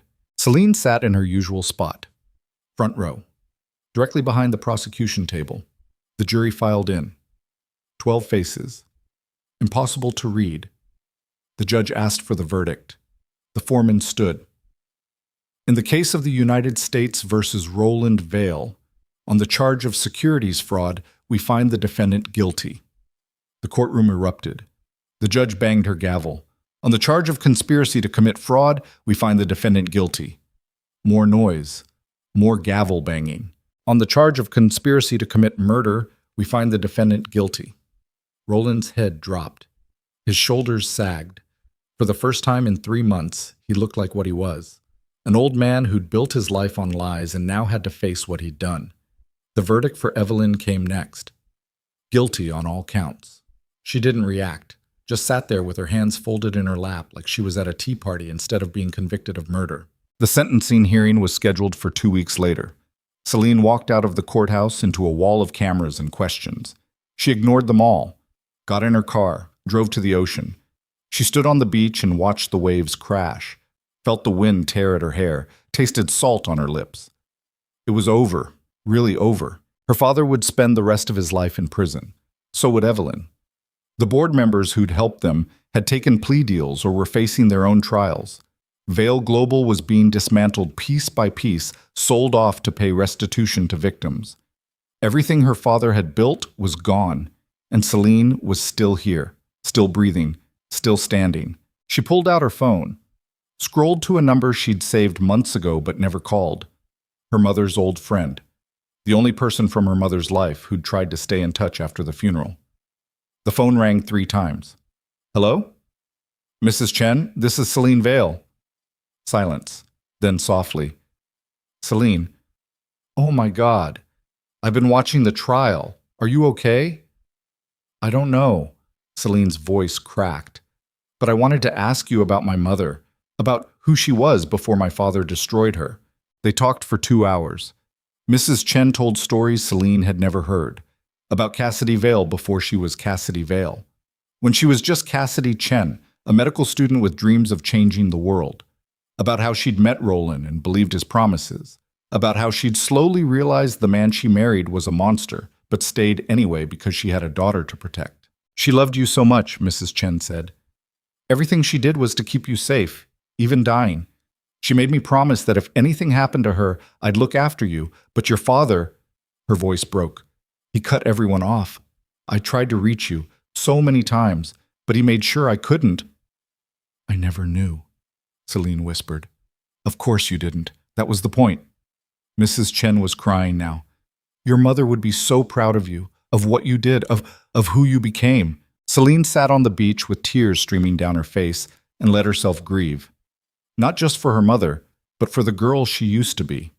The one who'd learned to disappear. The one who'd survived by becoming nothing. That girl was gone, and Celine had no idea who she was without her. The sentencing hearing was brief. Roland Vale was sentenced to 45 years in federal prison. He'd be 90 before he was eligible for parole. He'd die in a cell. Everyone in the courtroom knew it. Evelyn got 30 years.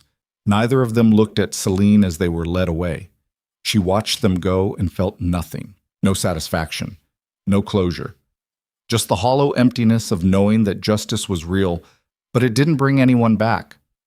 Her mother was still dead, 12 years gone, and nothing the court did would change that. Outside the courthouse, reporters swarmed.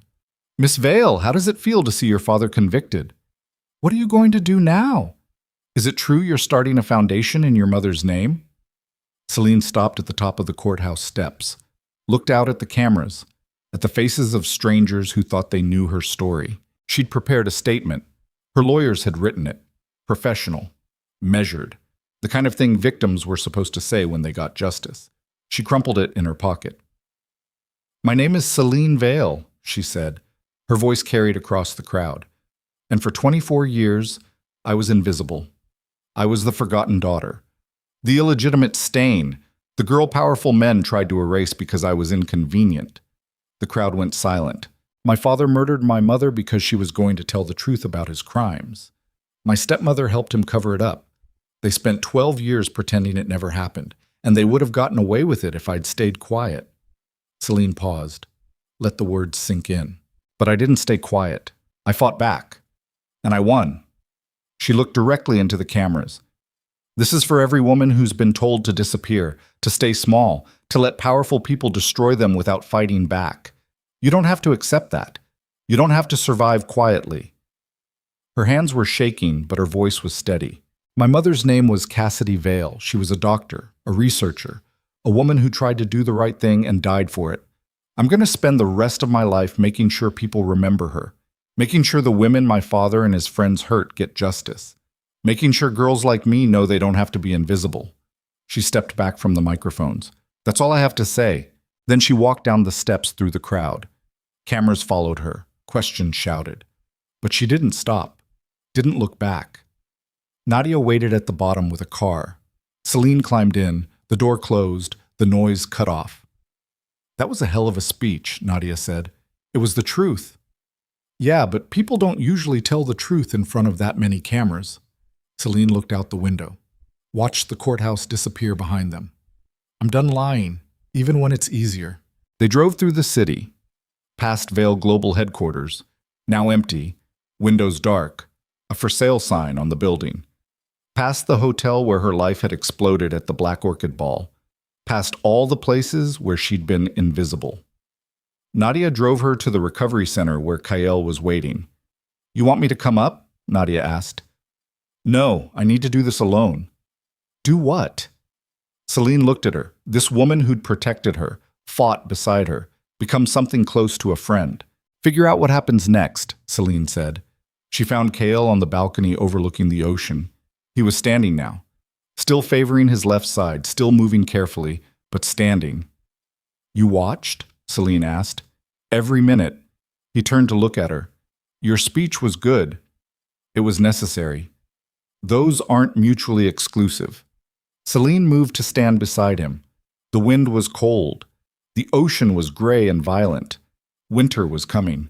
The trust fund transferred to my name yesterday, she said. My mother's trust. It's mine now.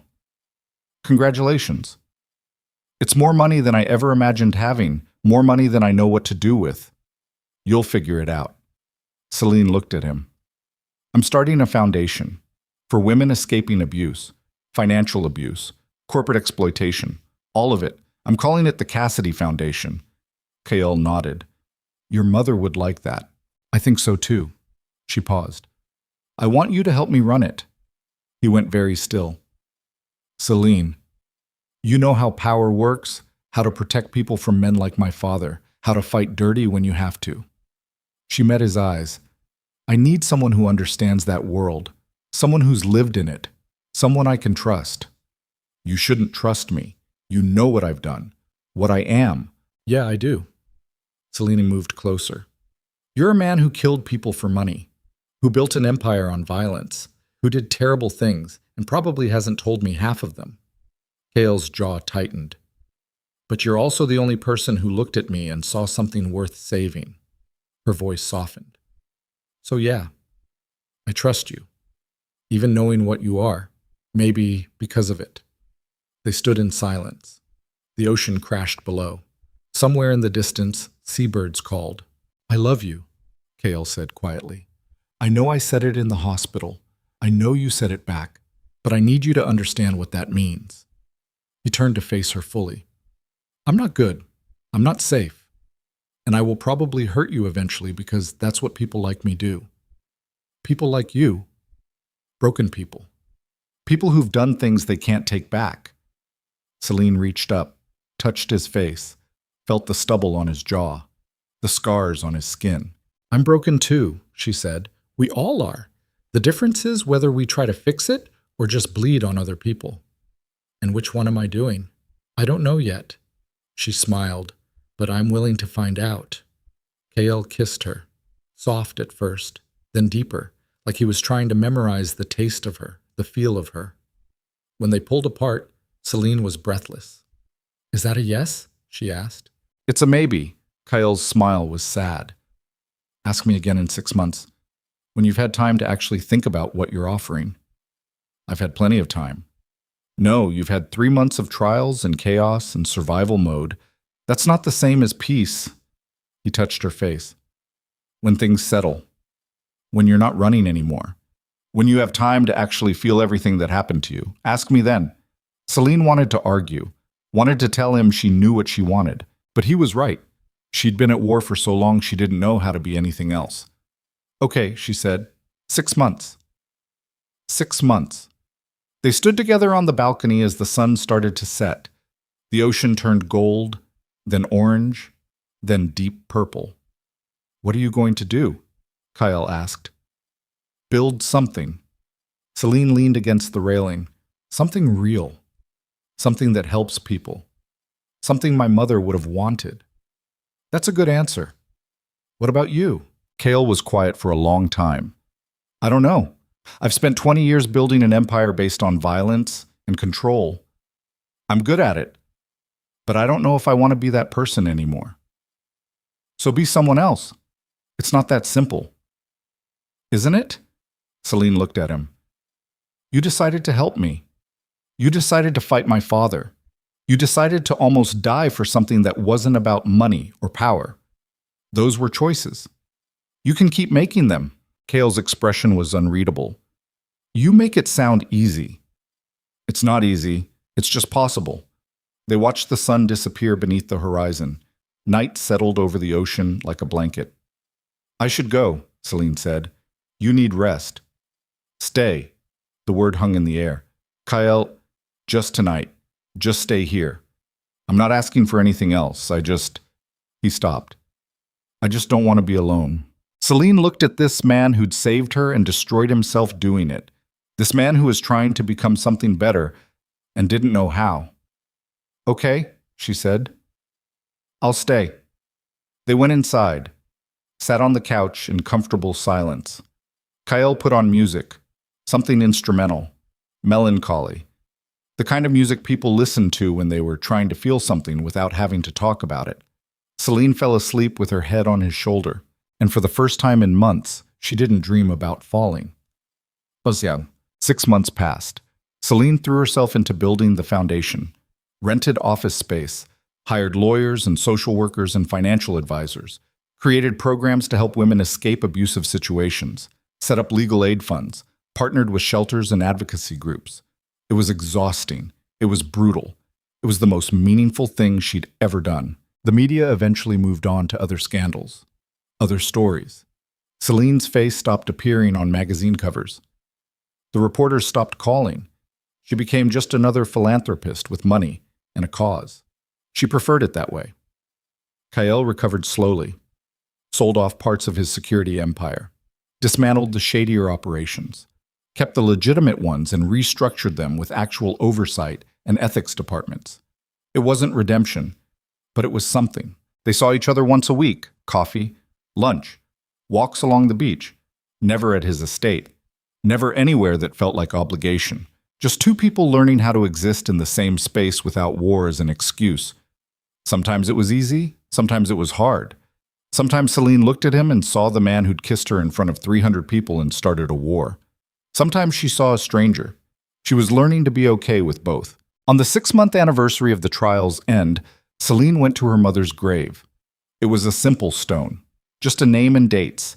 Nothing about who Cassidy Vale had been, nothing about what she'd tried to do. Celine had that changed. The new headstone read, Cassidy Chen Vale, doctor, researcher, mother. She tried to do the right thing. Celine stood in front of it with flowers in her hands and tears on her face. I did it, Mom, she whispered. I made sure people knew. I made sure he paid. I made sure you weren't forgotten. The wind picked up, stirred the trees. Somewhere in the distance, she could hear the ocean. I don't know if you'd be proud of me. I don't know if you'd approve of the things I did, the people I hurt, the way I became just as ruthless as he was. Celine set the flowers down. But I survived, and I'm trying to build something good out of all this pain. That's all I know how to do. She stayed for an hour, just sitting on the grass, talking to her mother like she was still there, telling her about the foundation, about Kyle, about the girl she used to be and the woman she was trying to become. When she finally left, the sun was setting. Nadia was waiting by the car. You okay? She asked. Yeah.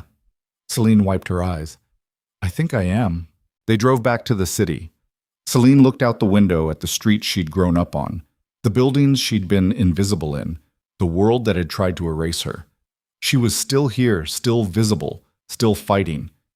Her phone buzzed. A text from Kyle. Dinner tonight? Your choice where? Celine smiled. Yes, she typed back. I'll pick you up at 7. Tink. The restaurant was small, quiet. The kind of place that didn't care about celebrity or scandal, just good food and low lighting and tables far enough apart for privacy. Kale was already there when Celine arrived. He stood when he saw her, pulled out her chair, old-fashioned manners from a man who'd killed people with his bare hands. The contradiction still made her smile. You look good, he said. So do you. It was true. He'd gained weight back, color in his face. He moved without pain now, looked less like a ghost and more like a person. They ordered wine, talked about nothing important, the Foundation's latest project, a documentary someone wanted to make about the trial that Celine had turned down, the weather. Then Kyle set down his glass and looked at her. It's been 6 months, he said. I know. So I'm asking again, do you still want me to help run the Foundation? Celine had thought about this moment for weeks, rehearsed different answers, different ways to say what she needed to say. In the end, she just told the truth. Yes, but not because I need you, because I want you there. She met his eyes.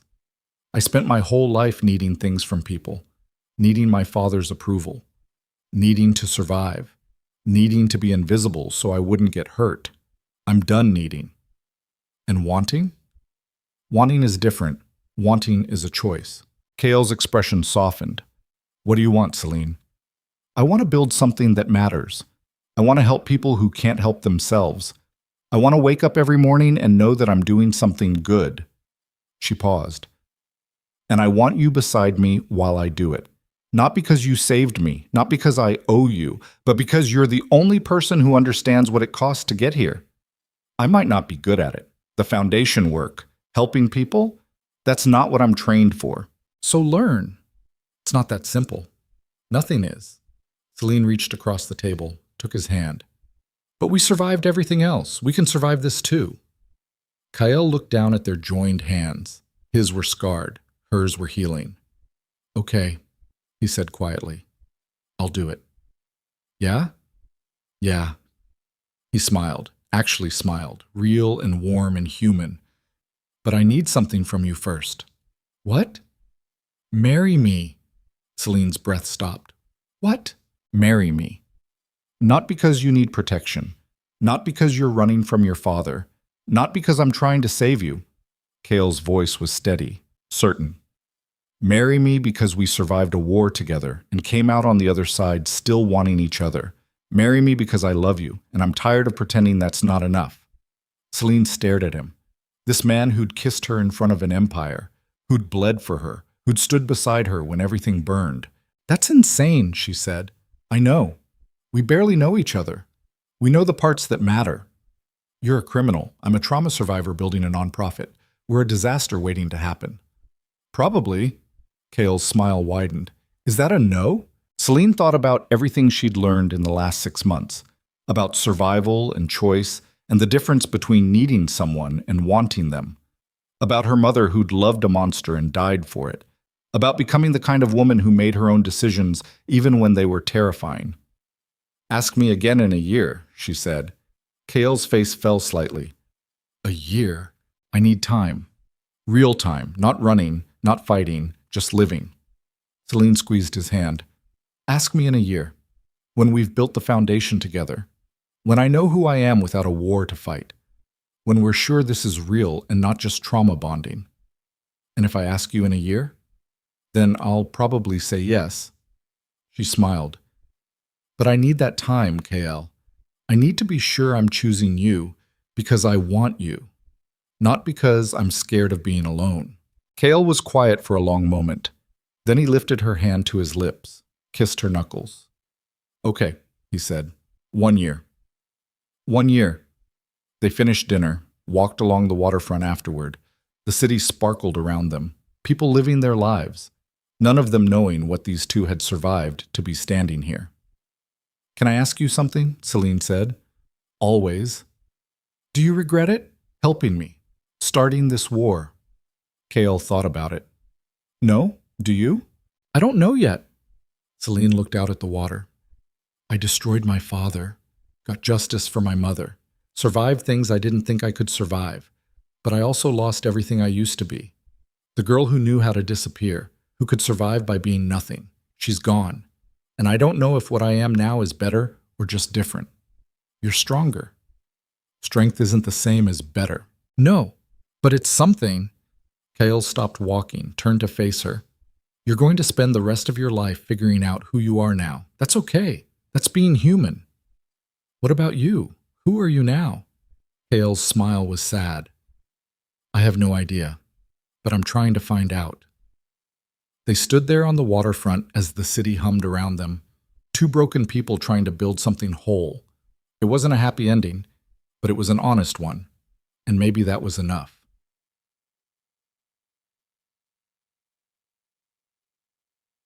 One year later, almost to the day, Kyle asked again. They were standing on the cliff behind his estate, the same cliff where Celine had first arrived running from her old life. The ocean crashed below. The wind tore at their clothes. The foundation was thriving. They'd helped 300 women in the first year, provided legal aid to 50, relocated 23 to safe housing with new identities and fresh starts. Celine had testified before Congress about corporate exploitation, written editorials, spoken at universities, become the kind of person she'd never imagined being, visible, loud, unafraid. Kyle had restructured his entire empire, donated half his wealth to the foundation, spent his days using the skills that made him dangerous to protect people instead of hurting them.